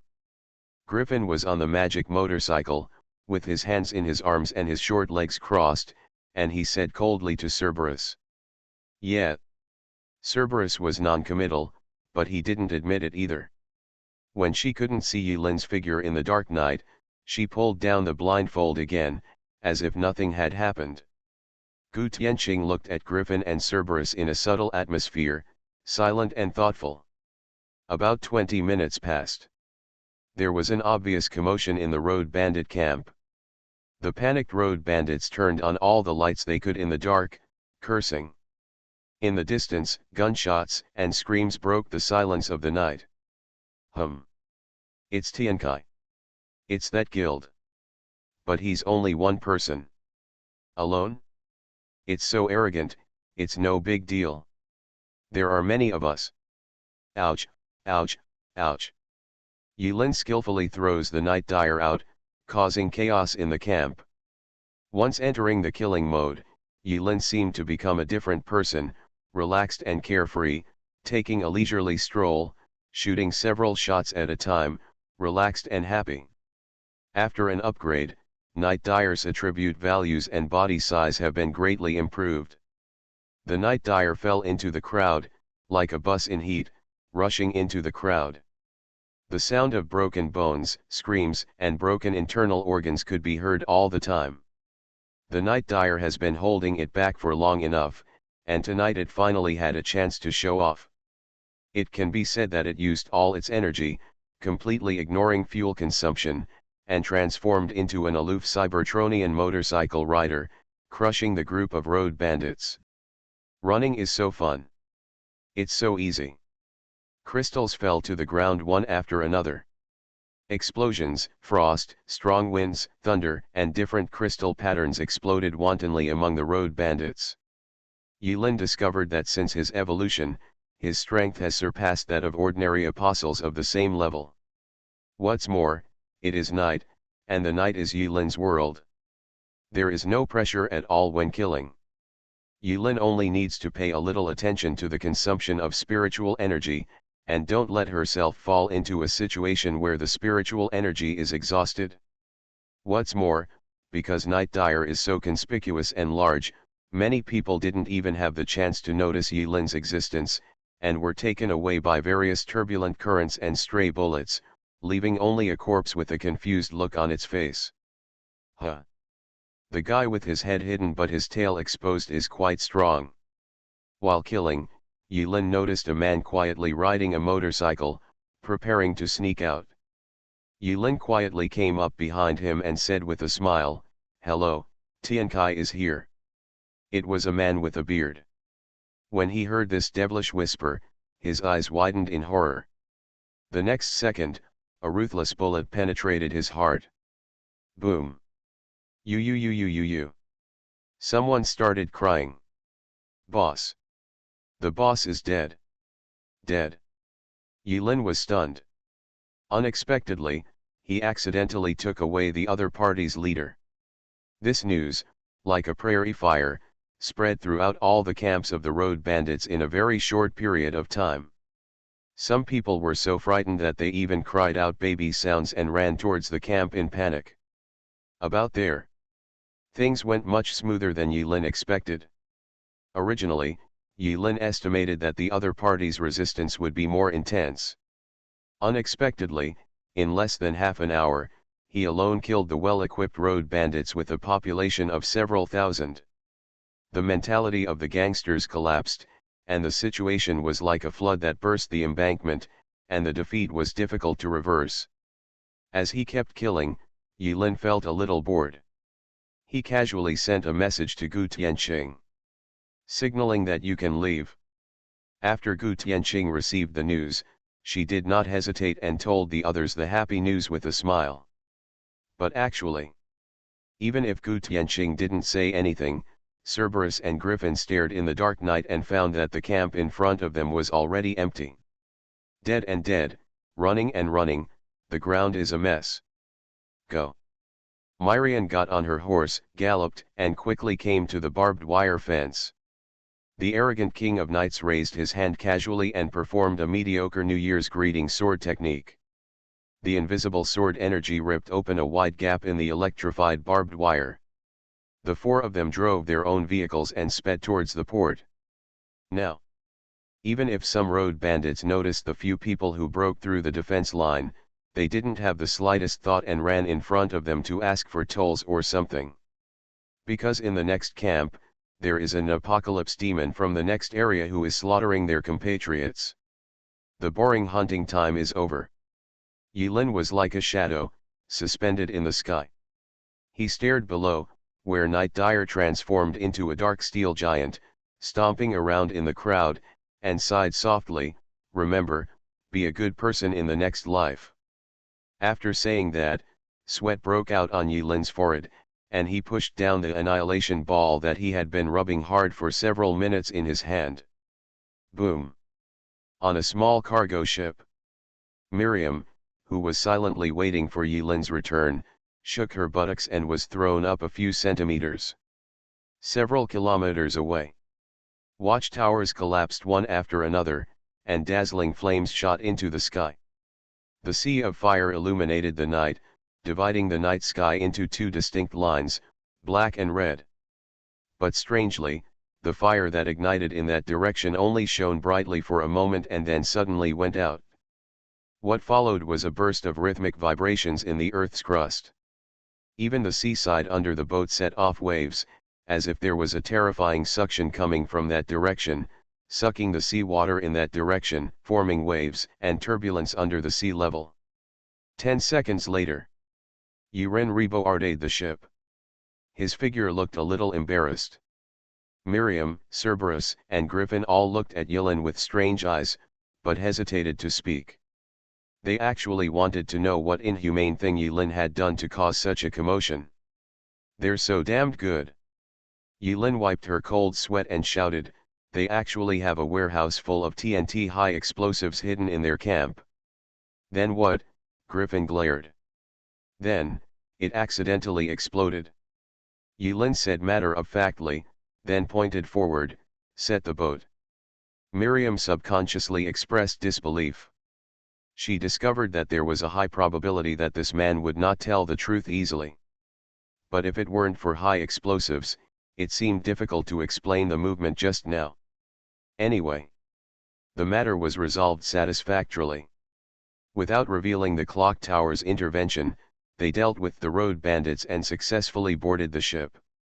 Of course, it is impossible for the clock tower to be exposed, because during the entire process, Yulin took the initiative to reveal the identity of Apocalypse. The ship left soon. Cerberus seemed to have a license to pilot various types of ships, and she deftly walked to the cockpit and steered the cargo ship out of the harbor. The turbulent sea gradually calmed down. A few people turned around. At night, the road bandit blockade that stretched for 30 kilometers left only a dark and incomplete building. Just looking at it, no one can tell what is going on there. Explosives, I said it casually, of course. The power of the annihilation ball was beyond Yulin's imagination. No wonder Yulin was able to blow a big hole in the evil thought space when he rolled out the annihilation ball for the first time in Gugu Town. Compress the power of the skill to one point, and the ultimate annihilation will be followed by a terrifying collapse. At that moment, the annihilation ball that triggered the annihilation effect generated an astonishing negative pressure, destroying everything around it. Yulin is very satisfied with the power of grasp of annihilation after it is released. Although it is very troublesome to rub, and you have to be careful, otherwise it will explode on the spot, but this cannot cover up the light of annihilation ball becoming another trump card of Yulin. The cargo ship followed the established route and swept across the coastline in the dark. Although navigation can no longer be used after the collective fall of satellites, the most primitive compass can still be used, which returns to the most primitive age of navigation. Of course, it's not that original either. Sonar radar can sense obstacles and even detect ships ahead in advance. Generally speaking, there will be no serious accidents when sailing at night. Yulin sat on the deck, blowing the sea breeze, and counted the harvest. It doesn't matter if you don't see it. Seeing this, Yulin was dumbfounded. 250,000 chaos points. How many has he killed? Although Yulin could figure it out, he didn't want to do it. In addition to 250,000 chaos points, more than 230,000 honor points have been earned. Including the first vote, the total honor value adds up to nearly 240,000. Anyway, so many honor points and chaos points are almost all displayed after throwing the annihilation ball. According to Yulin and Nightmare, the efficiency of one person and one car would never be that fast. That's outrageous. No wonder this ball wiped away almost 4/5 of Yulin's psychic energy. Pity. After throwing the annihilation ball, Yulin was afraid that she would be affected and did not have time to open all the relic boxes. It seems inappropriate to run back now. The storage space was almost completely filled with low-grade props. There is not even one rare item. The probability is really... Yilin was speechless. Or is it that the storage space of these road bandits is really so scarce that it is so pitiful and pitiful? Yilin squatted in the corner, his eyes quickly scanning every prop. Not every relic box can produce props or equipment. In fact, being able to produce props and equipment already accounts for part of the probability. To expect to obtain the best items from this small probability event is undoubtedly a superposition of low probability. Don't think so much. Huh, Yilin's eyes stayed on one of the cards, and the corners of his mouth turned up. Sure enough, no matter how low probability the event is, there will always be something to gain after doing it more often. Mediocre remote control. Grade none. Explanation: there is nothing special except that it can control the target remotely. Number of uses remaining, 3/3. This is not the first time that Yilin has received a series of ordinary props. The props in this series are extremely weird and seem useless, but when used at critical moments, they can produce frightening effects. Just like this ordinary remote control. Target: are there any limits? Is it okay to manipulate people? Maybe Yilin can target Myrian and let her perform combos one after another like a game character? Maybe you can complete more difficult moves? Hiss. When Yilin thought about it for a moment, she felt that this ordinary prop was extremely scary. Thinking of this, Yilin carefully hid the mundane remote control so as not to let anyone else know about it. 250,000 chaos value. 240,000 honor points. An ordinary little prop. Some junk props and equipment. Is this all Yilin has gained from her hard work in eliminating harm to the people? No. Not really. As mentioned before, even a small probability event can trigger a qualitative change when the number of times is enough.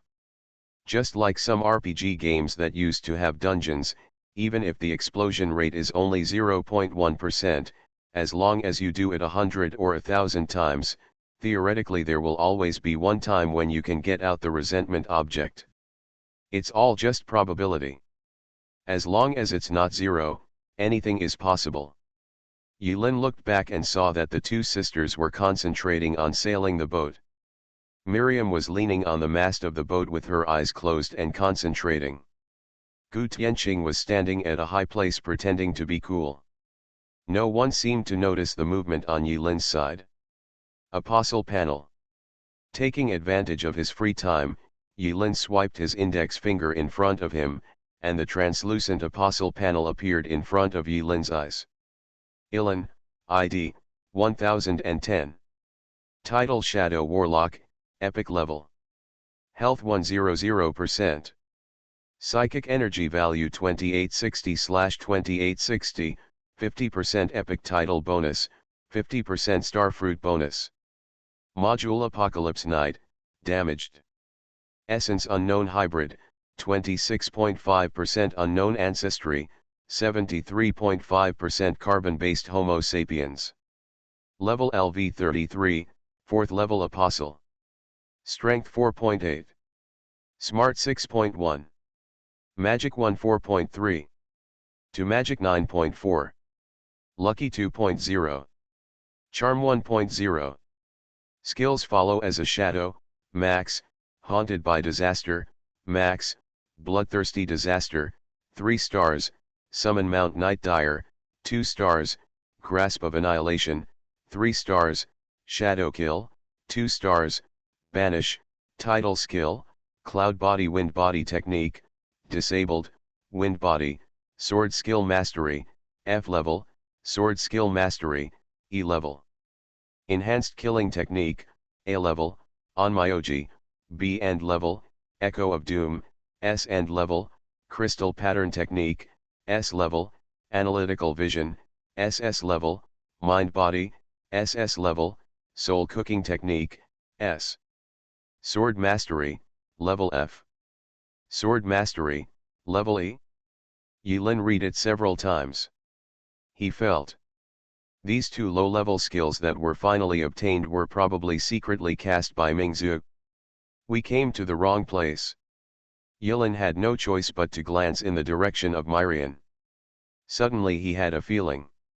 These two passive skills seemed to be an illusion reserved exclusively for Miriam. Infinity Throne. Author, by Yi Shueshi. Chapter 723. About skills. Shortly after the advent of the Apostle era, Yilin noticed something strange. It seems that not only him, but also every apostle, the probability of obtaining skills from various channels has dropped significantly. Moreover, in the version update notes, there is one thing worth noting. That is, the dead apostle, all the skills, equipment, and unused props he acquired from the tower will return to the wishing pond, and the fallen leaves will return to their roots, returning wherever they came from. So does this mean? After the universal summons, because there were too many apostles, the skills were not enough? Later, Yilin vaguely realized this from the words of friends around her or the posts on the Apostle Forum. Fewer and fewer people are discussing what kind of skills they get. Obviously in the past, this kind of thing was quite popular. Such as, Meng Xian accidentally obtained the A-level skill in the last trial. Is this probability outrageous? Excuse me, if someone accidentally acquires an S-level skill, can he be considered a master? I have too many skills now and not enough Shinik energy. I'm so troubled. In the past, there were many similar posts on the forum. But recently, there have been fewer and fewer similar posts. Sword Mastery and Sword Mastery are two passive skills related to sword. It fell on Yilin and was completely useless at the moment. Oh no. It's not that they are completely useless. There are two rare grade swords in his bag. In Hating City, Yilin suddenly forgot about them and didn't have time to give them to Oda Wu. With these two passive skills, I will be able to act more mellow and comfortable when pretending to be cute in the future. When he meets people he doesn't know in the future, he can say, I am an ignorant two-sword style melee fighter. From various signs, one thing is reflected from the side. In this circle, involution is getting more and more serious. No wonder that in Hating City, the remnants of the Shugwang sect can easily stir up conflicts between newcomers and senior members. Compared with newcomers, the advantages that veterans have are really huge. According to Li Kai, most of the new apostles, after surviving the first cruel preliminary apostle trial, can no longer muster the courage to step into the door trial. Even if they see a brand new world, they would rather be ordinary people trying to survive. Yilin sighed softly. Thinking of this, he closed the apostle panel silently. After counting the harvest, the next step is to deal with the chaos value. On the ship, nothing major happened for the time being and it was relatively safe. Even if there was an emergency such as a sea monster emerging from the sea, Yilin believed that with Myrian's fighting power, she could easily crush the sea monster with one sword. Maybe you can even have a delicious late-night snack. Yilin has no doubt about this. Miriam cared more about midnight snacks than anyone else. Yilin closed his eyes and felt his body falling downwards. After a moment, he came to the module space.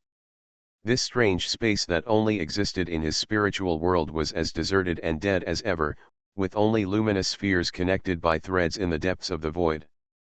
Let's put the two newly acquired skills aside for now. Although Yilin now has a chaos value of 300,000, which is a gain, compared with the huge chaos value required for module skill upgrades, it is just a drop in the bucket and can only be used for a few times. 300,000. Yilin thought for a moment. After a while, he skillfully shrank the module in front of him and pressed his fingers towards the ball of light where the grip of annihilation was. Yilin was already familiar with the upgrade process, so the confirmation process was omitted. The skill ball flashed, and Grasp of Annihilation spent a full 160,000 chaos points to upgrade to 4 stars. Grasp of Annihilation. Grade 4 stars. Consumption 400 spiritual energy points. Restriction: casting spells with bare hands. Effect: lock a 10x10x10 cubic space area with bare hands to produce an explosion of unknown power. The casting distance is directly related to the power of the explosion and the comprehensive attributes of strength, agility, and spirit. There is a certain chance of triggering the annihilation effect, and the triggering chance is related to the lucky attribute. Explanation: your hand is so murderous that it will not recognize its relatives. If you are not careful, you may even die in annihilation. After skill upgrade. Yilin carefully read the instructions that came with the skill. This sight made Yilin look a little stunned. It seems that something is wrong. It's strange. When the grasp of annihilation has 3 stars, it obviously only consumes 200 spiritual energy points and produces an explosion with a range of 4x4x4. But how come the 4 stars become 10x10x10? Isn't this a common practice? The consumption is doubled. Doubled, the blast range is higher than expected. Yilin frowned. The upgrade route for the skill deviates slightly from what was expected. After a while, Yilin happily accepted this cruel reality.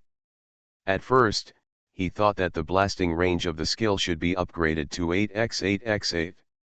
As for the extra consumption, hey, with his current spiritual energy value, is that considered consumption?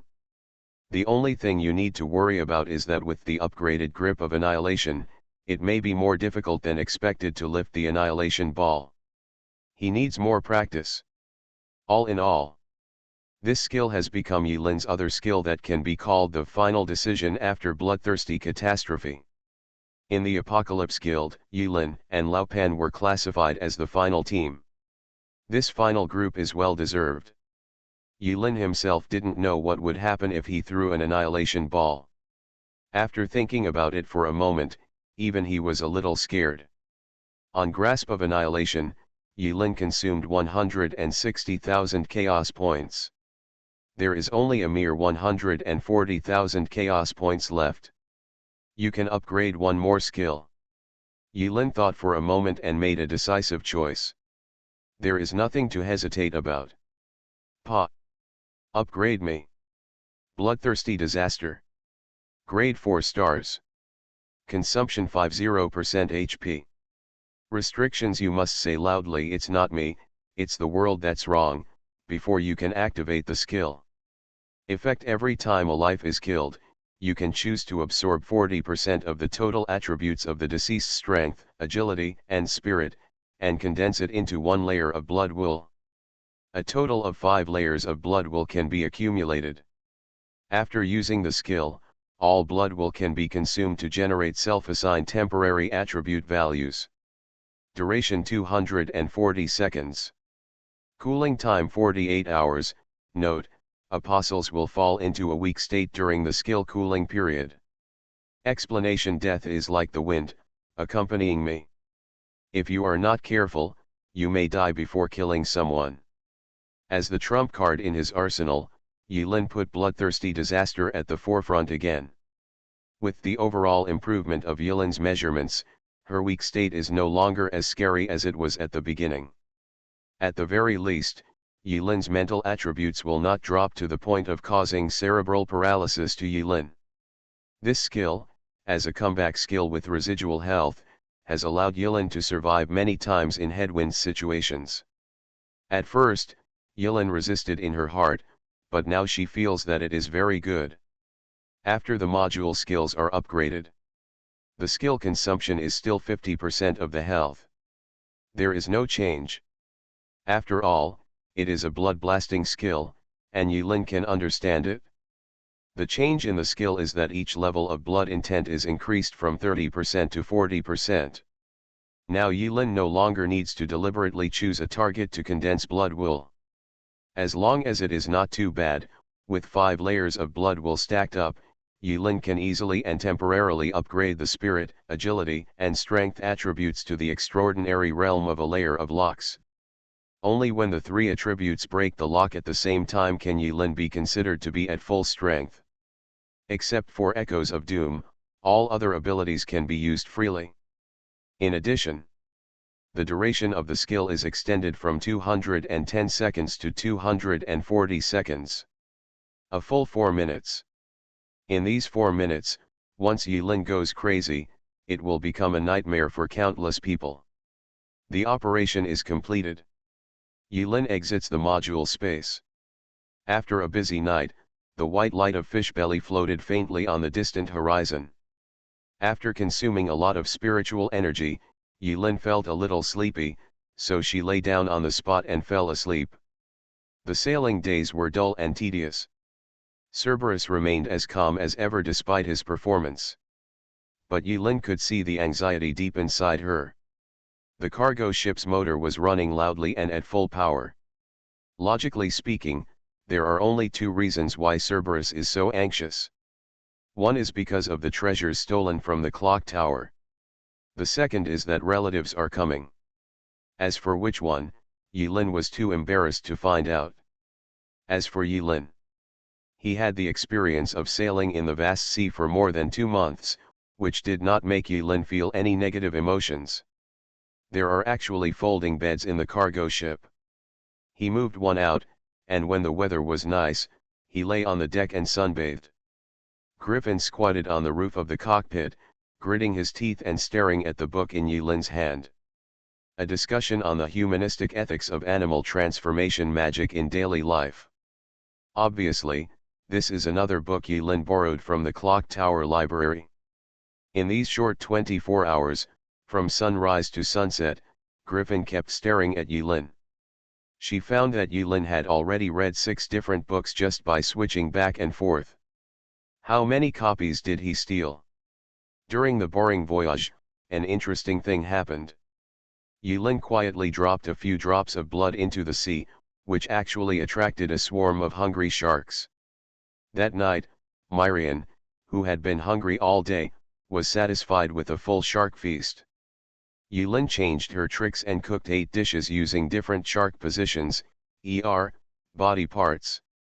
When Myrian was eating to her heart's content, the ancestral hair on her forehead curled into strange shapes, and she couldn't stop trembling. After going to sea, it was dusk on the 3rd day. The afterglow of the setting sun dyed the sea red. The cargo ship quietly arrived on the other side of the English Channel. On the other side of the coast, when the 5 Yulins came ashore, they did not encounter any more local armed forces such as robbers and road bandits. Yulin deeply regrets this. Soon after Yulin and others landed. A very ordinary-looking white dove flapped its wings and flew towards the direction of Yulin and the others without knowing whether to live or die. Just as Yulin raised his hand, preparing to take a photo of the passing white pigeon from a distance, Cerberus' expression changed slightly and he quickly suppressed Yulin's thoughts. It's communication between magicians. As Cerberus spoke, the white dove landed accurately on Cerberus' shoulder. Flying pigeons to deliver messages. What an ancient method. The white dove spit out a mini emerald in Cerberus's palm. After Baiji completed his mission, he glanced tremblingly in the direction of Yulin and flew away as if running for his life. Cerberus patted the emerald, and the light flashed on the emerald. One after another, ancient words appeared on the emerald. This is the rune magic used by Cerberus. It has many functions and can be used to convey secret messages. We have to hurry up. After reading what the carrier pigeon conveyed, Cerberus had no explanation. Several people traveled all night and only rested for 3 hours during the night, speeding all the way towards the German Republic. Along the way, there are quite a few abandoned gas stations that are unattended. Yulin finally allowed Nightmare to have a serious meal of pure fuel. The motorcycle under Yulin's butt burped all the way, and its tires were swaying as it walked, as if it was drunk from the fuel. Day 5. According to the established plan, they finally arrived at the legendary red-haired city. That is the former city of Munich. Along the way, Yulin and others deliberately avoided populated areas, so they did not encounter any trouble. To put it 10,000 steps back, even if there is trouble, it is someone else's trouble. Munich is an ancient city. In Yulin's consistent impression, the so-called city is nothing more than bustling streets, lively crowds, roads extending in all directions, bright lights at night, and there will never be a day of sleep. But looking at the city from a distance, it gave Yulin a different feeling. If we talk about London, it seems that it is always shrouded in fog, like a shy girl wearing tulle. Then the city of Munich is a passionate and unrestrained lady. Gothic domed buildings with ancient decoration styles retain their original appearance. Orange, red, blue, roofs of various bright colors, row upon row, layer upon layer. Looking down from a high position, the roofs of different colors seem to form an abstract oil painting with unique artistic conception. A black flag was erected on the roofs of many buildings in the city. The pattern on the flag is a ferocious white skull, with dazzling red hair like flames flying above its head. These flags seem to declare to the outside world that this is the territory of the red hair. Be careful, Joe D. Solomon, known as the Redhead, is not a simple man.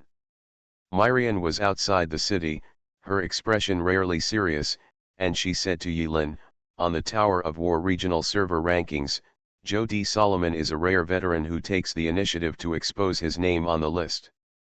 Joe D. Solomon? Yulin opened the world personal ranking with an expressionless face. I haven't noticed for a long time, but there are subtle changes in the list. Yulin's own ranking has taken a small step from 87th in the world to the top 85th in the world. Turning the list forward, Yulin's eyes narrowed slightly and he saw the name Joe D. Solomon. World ranking, 58th. In terms of comprehensive strength ranking, Joe D. Solomon's ranking is even higher than Yulin. Although Yulin knew that his time as an apostle was too short and his progress was too rapid, resulting in his apostle level being far behind the pace of his progress in strength. In terms of comprehensive strength ranking, Yulin was greatly hindered by the apostle level, which made Yulin suspected of pretending to be a pig and eating the tiger. But among the hundreds of millions of apostles, those who rank in the top 100 are all elite fighters, and their strength cannot be underestimated. The seventh guild in the world, ranked 58th in personal strength. The rankings are for reference only, but Yulin still lifted her spirits a little. After pondering for a moment, Yulin turned around and asked Cerberus, who had a constipated face, "Are you sure that Sechia von Einsborn is still in the city?" "I can't be sure," Cerberus answered honestly. Yulin looked at Gu Tianqing, who was silent at the side. Gu Tianqing spread his hands, squinted his eyes and smiled, and in a helpless tone, he took the initiative and said, "My respected president, you clearly know that my divination is more aimed at predicting the direction of things, rather than for locate and find people." Yulin believed it for now. Around the city of Munich, a tall spiked wire fence has been pulled up, as high as 5 meters high. This city, in just a few months after the mutation, became a private fortress.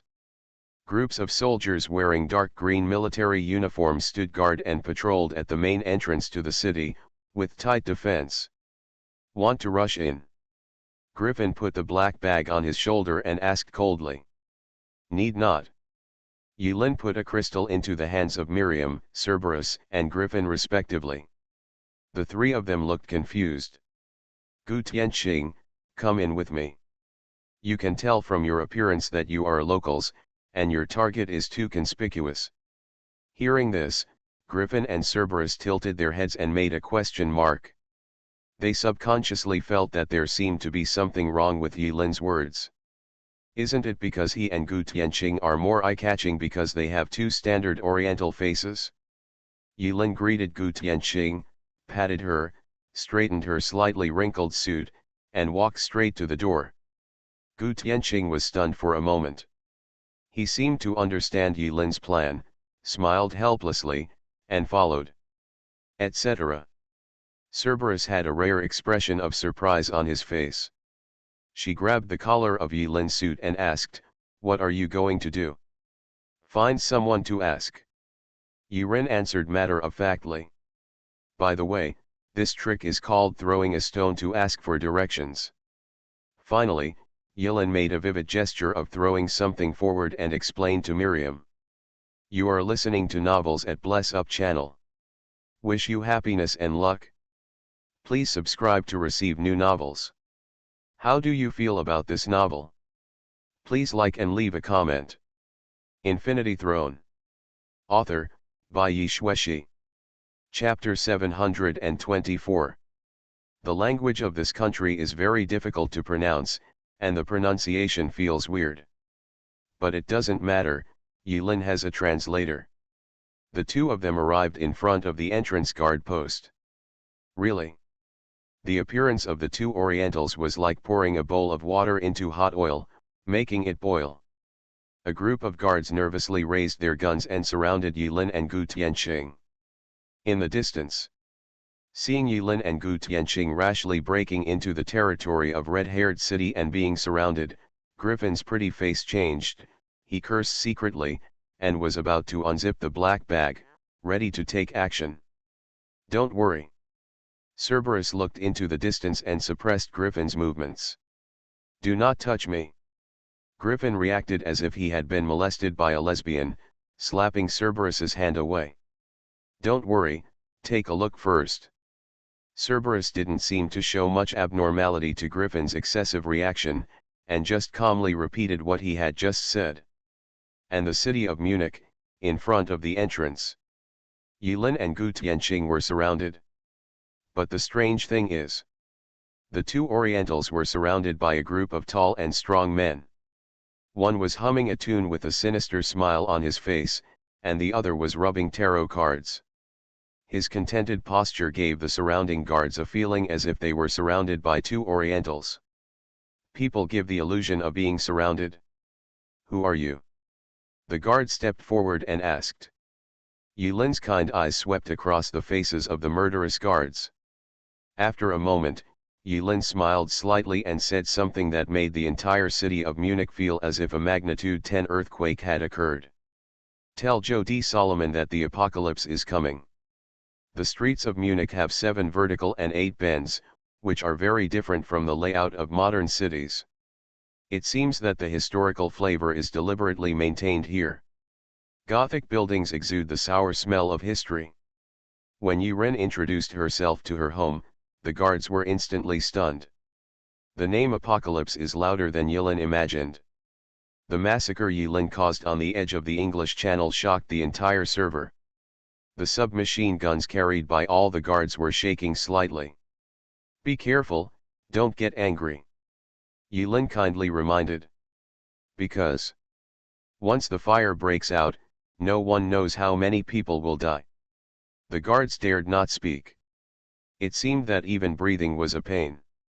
They breathed carefully for fear of disturbing this legendary figure. Just as Yilin expected, during the few days he was sailing, the forum in the Tower of War server was in a state of uproar. There are no airtight walls among the apostles. Unless Yilin can kill everyone in an instant, his appearance in the Tower of War server will undoubtedly become a hot search topic in the Tower of War server in the shortest possible time.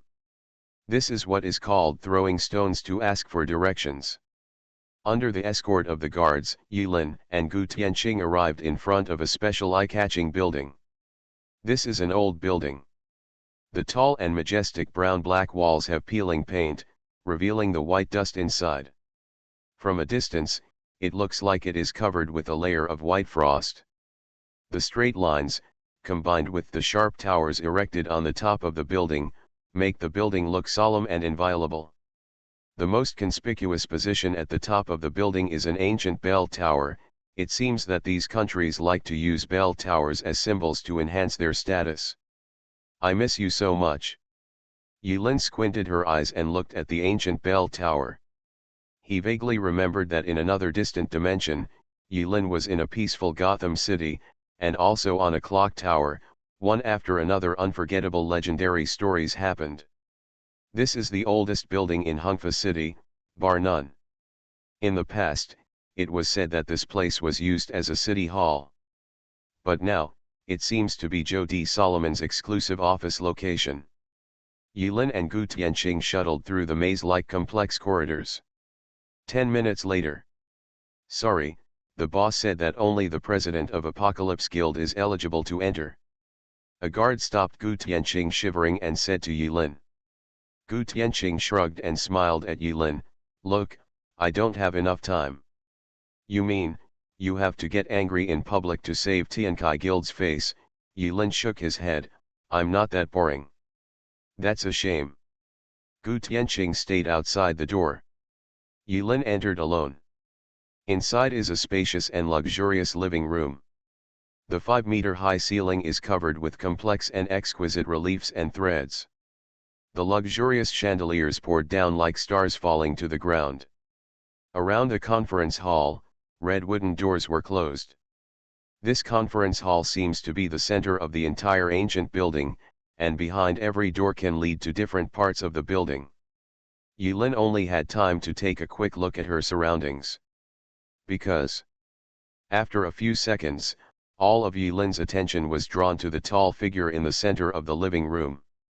The attraction referred to here is not how graceful, sexy, or eye-catching the back is. It's because, even Yilin couldn't explain why in a hurry, behind that figure, with just one glance, his presence surpassed the surrounding luxurious decorations and became the most noticeable focus in the entire hall. Fire. Suddenly, a word flashed in Yilin's mind. The man in front of her was completely the opposite type to Yilin. If Yilin is used to keeping a low profile and becoming a shadow even when she is not activating her shadow, then, the man in front of her is like a ball of fire, a blazing fire. Even if she stands there without saying a word, without any movement, people can't help but cast their gaze over. What a great prospect to be a tank. Yilin thought to himself. After a short observation, Yilin gave a pertinent evaluation. The man with his back to Yilin was wearing a black tight-fitting vest. The solid muscles were like rocks, seemingly full of the unshakable weight of a rhinoceros.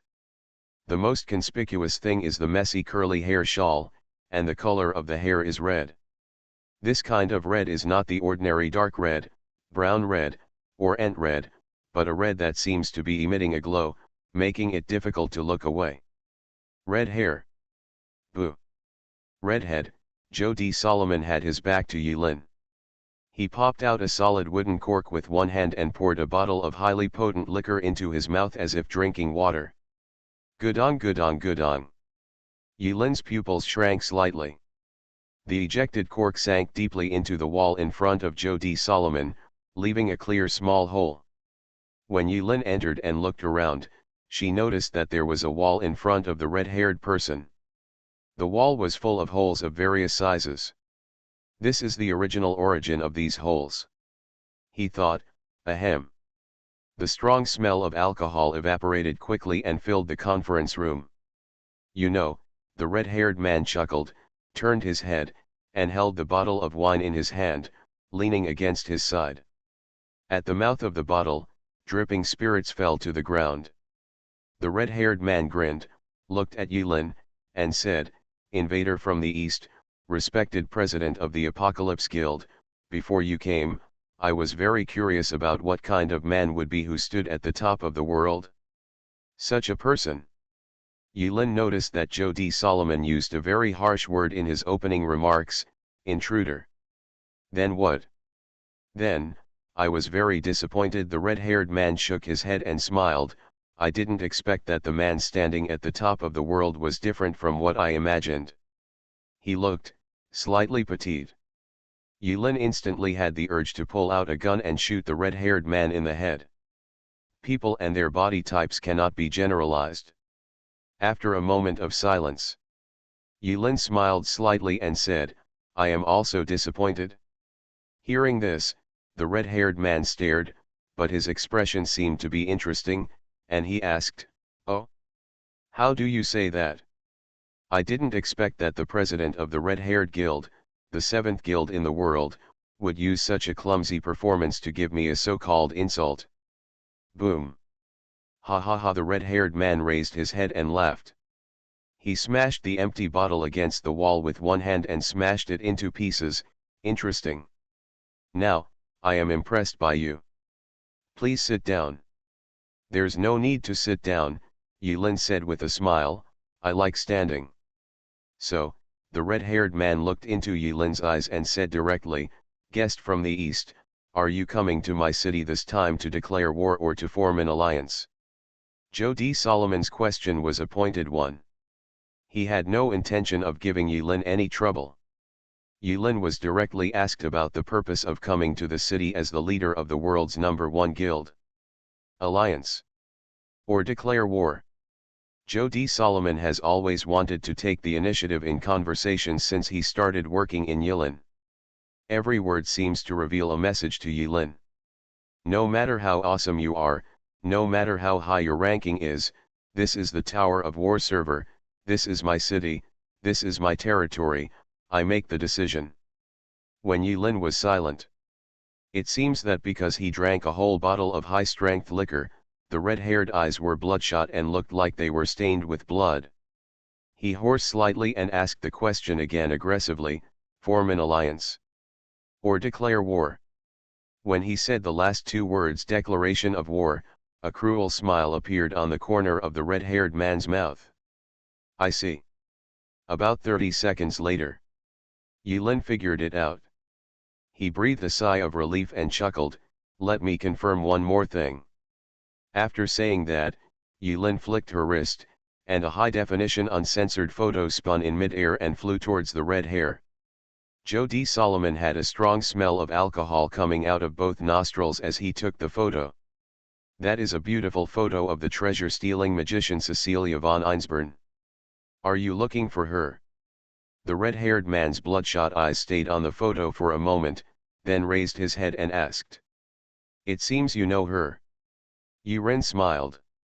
The redhead sneered, I don't know.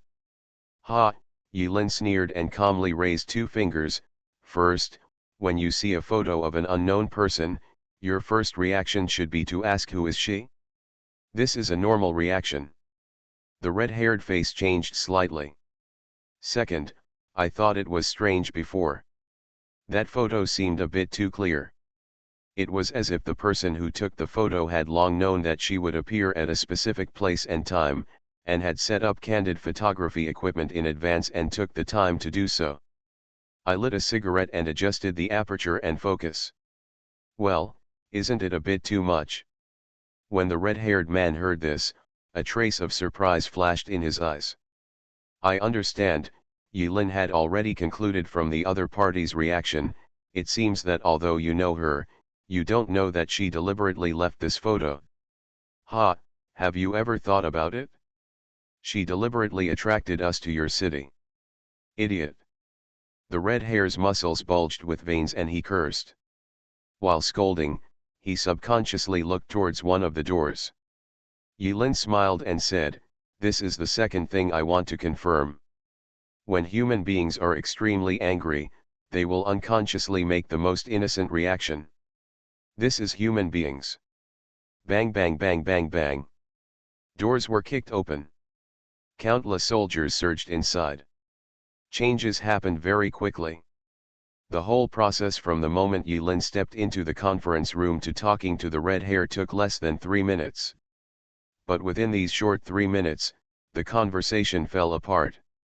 Casting stones to ask for directions, that's how you ask. Over there. Everything happened in a very short moment. Yulin turned his hand and scattered the black beads prepared in advance on the ground. High-quality smoke bomb. Grade rare. Effect once collided with an external force, a fog of war will be generated around the smoke bomb that cannot be dispersed by ordinary means. The range of the fog of war depends on the terrain. Duration, 3 minutes. Explanation: do you think this is an ordinary smoke bomb? Damn it! The red-haired man let out a deafening roar, and the thick fog of war filled the space in front of him in an instant. Yulin earned a lot of honor points before, but now he is very arrogant. Only 8,000 honor points can be exchanged for one high-end smoke bomb. Yulin exchanged a lot of them. Throw them all out, and the thick smoke will cover everything. The fierce fist wind came from the depths of the thick fog. there was a terrible vibration on the floor under his feet. It seemed to be the movement caused by the red hair stepping hard on the ground. But Yulin had already expected that the other party would attack, so he dodged in advance and dragged an unlucky guy from among the soldiers who came in, leaving him where he was just now. Puff. In the fog of war, there was the sound of flesh and blood exploding, and the rich smell of blood instantly covered the original smell of alcohol and filled Yulin's nasal cavity. Yulin felt the movement in the thick fog and frowned subconsciously. The shield he pulled just now actually exploded on the spot. It was clear that the red-haired fist hit the soldier, and it took nearly a second before the soldier exploded on the spot. Yulin didn't think about it or pause. He raised his hand and stretched out his 5 fingers toward the fog of war. Grasp of annihilation. Boom. The historic old building exploded. At the same time, the red-haired man's angry, suppressed, and sore moans came from the mist. Outside City Hall. On the roof of a building. Cerberus opened his artificial magic eyes and looked into the distance. As for Griffin, the leather bag on her back that had never been shown actually contained a textured sniper rifle. She had assembled the sniper rifle in advance and was now placing it on the eaves. She was observing Yulin's every move after entering the city hall through the variable magnification magic lens. Boom. Yulin had just entered not long ago. Black smoke billowed out from every carved window in the city hall. After a while. That ancient building in the city of Munich has a long history and has stood firm for centuries despite all the wind and rain. It collapsed. The two sisters looked at each other with blank expressions. They all cried out in unison. Why did it explode again? It's only been a few minutes since we entered. It's too fast. Didn't you say you should ask me carefully? Why is it so intense? Just start a fight? What kind of person is this? Is it really okay for the clock tower to recruit people like this who are just messing around with bombs into the guild and grant them a color level rank? Wait, why do they subconsciously feel again? She ran out. Just when Cerberus and Griffin were confused because the ancient historical building collapsed, Yulin's clear voice came from the crystal that Yulin had given them not long ago. Hearing this, Cerberus and Griffin's expressions changed slightly. Senior Boss Lanbai's new book, please buy it. Infinity Throne. Author, by Yi Shueshi. Chapter 725.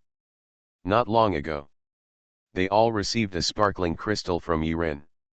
According to their eyes, they naturally recognized that this was a precious gem. They thought that Yulin had become wise and knew how to give gifts. Cerberus, Griffin, and Yulin were not familiar with each other to that extent. They wanted to refuse. But Yulin walked too fast. When Yulin's voice sounded in the crystal, they suddenly woke up. The crystal was actually a communication crystal hiding a magic mechanism. When the two people reacted quickly, in the distance, the historic city hall collapsed. The brown-black wall tiles and the white wall ash fall rustlingly, just like falling snow. For a moment, the scene of ancient buildings collapsing is poignant and picturesque. If someone is free, they might be tempted to take out their camera and preserve this precious scene forever. The panicked soldiers scrambled to escape from the collapsed building. A figure wearing a cloak, covering his whole body tightly, took advantage of the chaos and jumped out of one of the windows to escape. It's Thesha von Einsborn. Griffin's face was filled with murderous intent, and she immediately placed the sniper rifle covered in pitch-black paint on the edge of the eaves, with her eyes pressed on the variable magnification scope. Don't forget your mission, I will watch over you. Griffin seemed to be a different person in an instant, and his voice was cold as he reminded. Cerberus was silent. She nodded slightly, turned over, and jumped from the roof of the 4-story building. Cecilia, who had stolen the treasure, was very agile and jumped over 10 meters away in the blink of an eye. In mid-air, Yulin thrust out a finger at the graceful figure hidden in the cloak from afar. Spiral big finger technique. the invisible and colorless telekinesis was highly condensed. In front of Yulin, due to the highly condensed invisible telekinesis, the light was refracted, and a translucent twisted space in the shape of a giant object was faintly presented. Go. Under the cloak, Cecilia didn't look back, her long hair fell down, and the cloak moved automatically without any wind. When Yulin's spiral big finger technique was like a cannonball, it stabbed Cecilia in the back, and under the cloak, patches of long snow-white hair suddenly grew. Those long hair seemed like a group of flexible snakes, twisting and squirming behind Cecilia, condensing into weapons as exquisite as works of art. Broadsword, halberd, chain, spear. Her hair, turned into a weapon. Be careful. That's the angel's poem, the ancestral engraving magic of the Einsborn family. When Cecilia started chanting magic, Cerberus moved so quickly that he didn't look like a magician at all. He silently came behind Yulin and warned her. Don't just say the magic name. Yulin secretly complained, only saying the fancy name, only a ghost knows the specific ability of this kind of magic. Shua. The long snow-white hair is flexibly reconstructed in the air, and weapons of different shapes are crisscrossed and outlined by the white hair, like pieces of beautiful fine vertical paintings. Among them, several weapons, under the control of Cecilia, gathered forward and tore them apart, easily blasting the spiral big finger technique that Yulin casually poked into nothingness. Crash dash. The dissipated telekinesis turned into an invisible violent wind, raging crazily in front of the ruins of the city hall. Many soldiers were thrown away in the blink of an eye. At that moment, their faces were ashen, and they mistakenly thought that something exploded again. When Yulin saw this, his eyes narrowed slightly. Although in his haste, he did not use any very lethal moves, this was a highly concentrated weapon formed by Yulin's extraordinary level of telekinesis. It was an ordinary second and third level weapon. If he stabbed it with one finger, he would either die or be injured. Didn't you see that back in Styx Junior High School, Yulin also relied on a flash of inspiration to stab Queen Yanluo, who had an explosive sex drive, until she clamped her wings and twitched. Interesting. Yulin grinned. As expected, as Griffin said, the other party's magic skills exceeded Yulin's imagination. This was also Yulin's first time coming to the Tower of War server, and her first serious head-on confrontation with a magician. Yulin was very curious and interested in the magician's fighting style.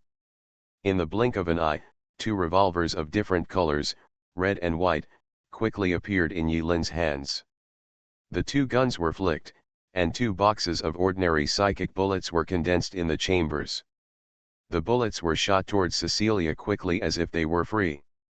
After using the hair magic of Angel Poem, Cecilia's cloak could no longer cover her face. Just like in the photo, Cecilia is a beautiful woman with unique facial features. She has a pair of jewel-like clear rose-red pupils. No emotion can be read in her eyes, as if the sudden chaos in front of her eyes still remains within her control. Under the cloak, the magic engraved light flashed and faintly emerged from the cuffs. After Cecilia used a strange magic, her whole body movements changed, as if she had become another person. She twisted her body a few times at a minimum, and bullets shot from Cecilia's neck, armpits, and passed through the waist and crotch. Under Yulin's wave of flat fire, Cecilia was unscathed. The brief chaos lasted for more than 20 seconds. In these 20 seconds, Yulin and Cecilia conducted 2 rounds of tentative magic attacks and defenses. Right now, the soldiers in the surrounding red-haired city reacted in unison, chanting the slogan "Kill Apocalypse" and launched an attack on Yulin and Cerberus. Cecilia's rose-red eyes turned back to Yulin and Cerberus for a moment, and then without any hesitation, her long snow-white hair curled and condensed into spider leg-like shapes behind her. Cecilia inserted her spider legs into the wall and easily climbed to the top of the building. After a few ups and downs, she disappeared from the sight of Yulin and Cerberus. Chase. Yulin took a breath and took off directly without worrying about shocking the world. Buletinshi. Russo. Air. Shasun. Each ancient text, following Cerberus's rapid chanting, shot out from her fingertips. Cerberus spoke very quickly. Among them, she also used high-end singing skills. That is, the last syllable, chanting and moving at the same time. By the way, most of the magicians who are serious, systematically trained, inherited from the family, and wealthy are not required to sing when they perform short and concise magic tricks. There are magic engraving blessings, magic gift amplification, and ordinary small magic tricks, just twist them and shoot them with your hands. But large-scale magic is not that easy. Props preparation, magic preparation, chanting, all the steps are indispensable. According to some classics, in the mythical age when magicians were prosperous in ancient times, there was a high-speed divine word technology that could release large-scale magic with a few syllables at an almost instantaneous speed. It's been lost, and there's not much to say about it. The rune magic that Cerberus is good at is slightly different from ordinary types of magic. Rune itself is a play on words. Singing is already part of the magic of rune. Most rune magic requires chanting. It's nothing more than long and short. If you are extremely proficient in the spell, you can omit the last half of the syllable to achieve the effect of accelerating the release of magic. As can be seen from the half syllable omitted by Cerberus. She is very skilled. Rune magic has different functions depending on the combination of words. The combination of 4 words exploded in the air, and the dazzling light burst out, stinging the eyes of all the soldiers. Stimulated by the bright light, the soldiers closed their eyes and shed tears.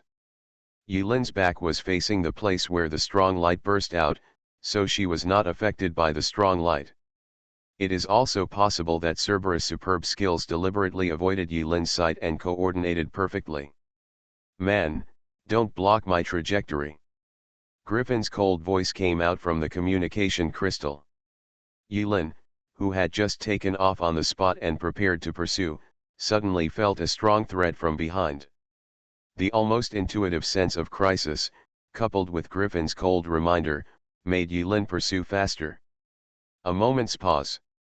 Boom. There was a short sound of gunfire, and a dark bullet, flashing with a strange light, traveled hundreds of meters and shot down Cecilia, who was escaping in the distance. Bingo. Griffin's voice came from the communicator.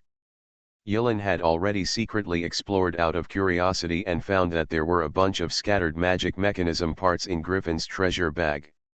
What Yulin didn't expect was that after Griffin assembled the pile of broken parts, it turned out to be a sniper rifle of unknown power.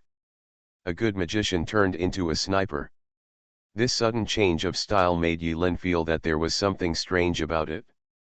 But now was obviously not a good time to complain. After being shot, the figure in the distance fell straight to the ground. When others were not paying attention, Yulin used the lightness technique to hit herself. The light flashed and Yulin stepped on mysterious textures under her feet and flew into the distance. Boom! In the collapsed city hall, with an angry roar, an irregularly shaped ceiling was hit into the sky by a terrifying force. His fiery red hair burned like a flame and fluttered in the wind. Joe D. Solomon, who had been tricked by Yulin and almost buried in the ruins of an ancient building, finally emerged from the ground, looking extremely angry. Withdraw. Cerberus glanced in the direction where Griffin was hiding his whereabouts. She knew that Griffin had been observing the movement here with a scope. After giving the next step of instructions, Cerberus did not hesitate. Taking advantage of the chaos, he slipped into the alley and left decisively before the red hair touched the ground. Except for the fact that his hair was still red, Joe D. Solomon's face was pitch black, as if covered with a layer of carbon dust. He punched out the ceiling that was pressing on him and climbed out of the ruins. That red hair was like a burning flame, just like the anger in his heart at the moment. That ferocious face was terrifyingly gloomy, as if ink could drip out of it at any time. His vest was blown off in the explosion just now.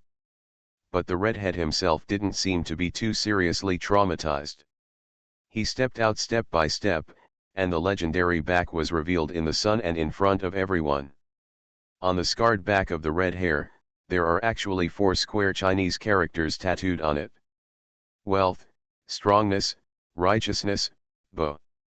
Speaking of these 4 Chinese character tattoos, there is another story. It is said that Joe D. Solomon was very interested in Eastern civilization. When he went traveling, he wanted to get something tattooed on his back as a souvenir. He chose 4 characters that looked very crowded in Chinese and tattooed them on his back. The tattoo artist who worked on the red hair at that time introduced him to 4 words. The red hair feels very good. These 4 Chinese characters respectively represent wealth that rivals the country, indestructibility, righteousness, and profoundness. He was very satisfied with this tattoo that was full of connotations. Hundreds of soldiers slumped beside the messy ruins. Many people, stimulated by the strong light magic just now, still shed tears and rubbed their eyes in confusion, and their eyesight has not yet recovered. A mere Oriental. The red-haired man's 2 rows of sharp teeth were clattering, and there was faint scarlet blood coming out of the pores on his body. Haha, I didn't expect you to be deflated.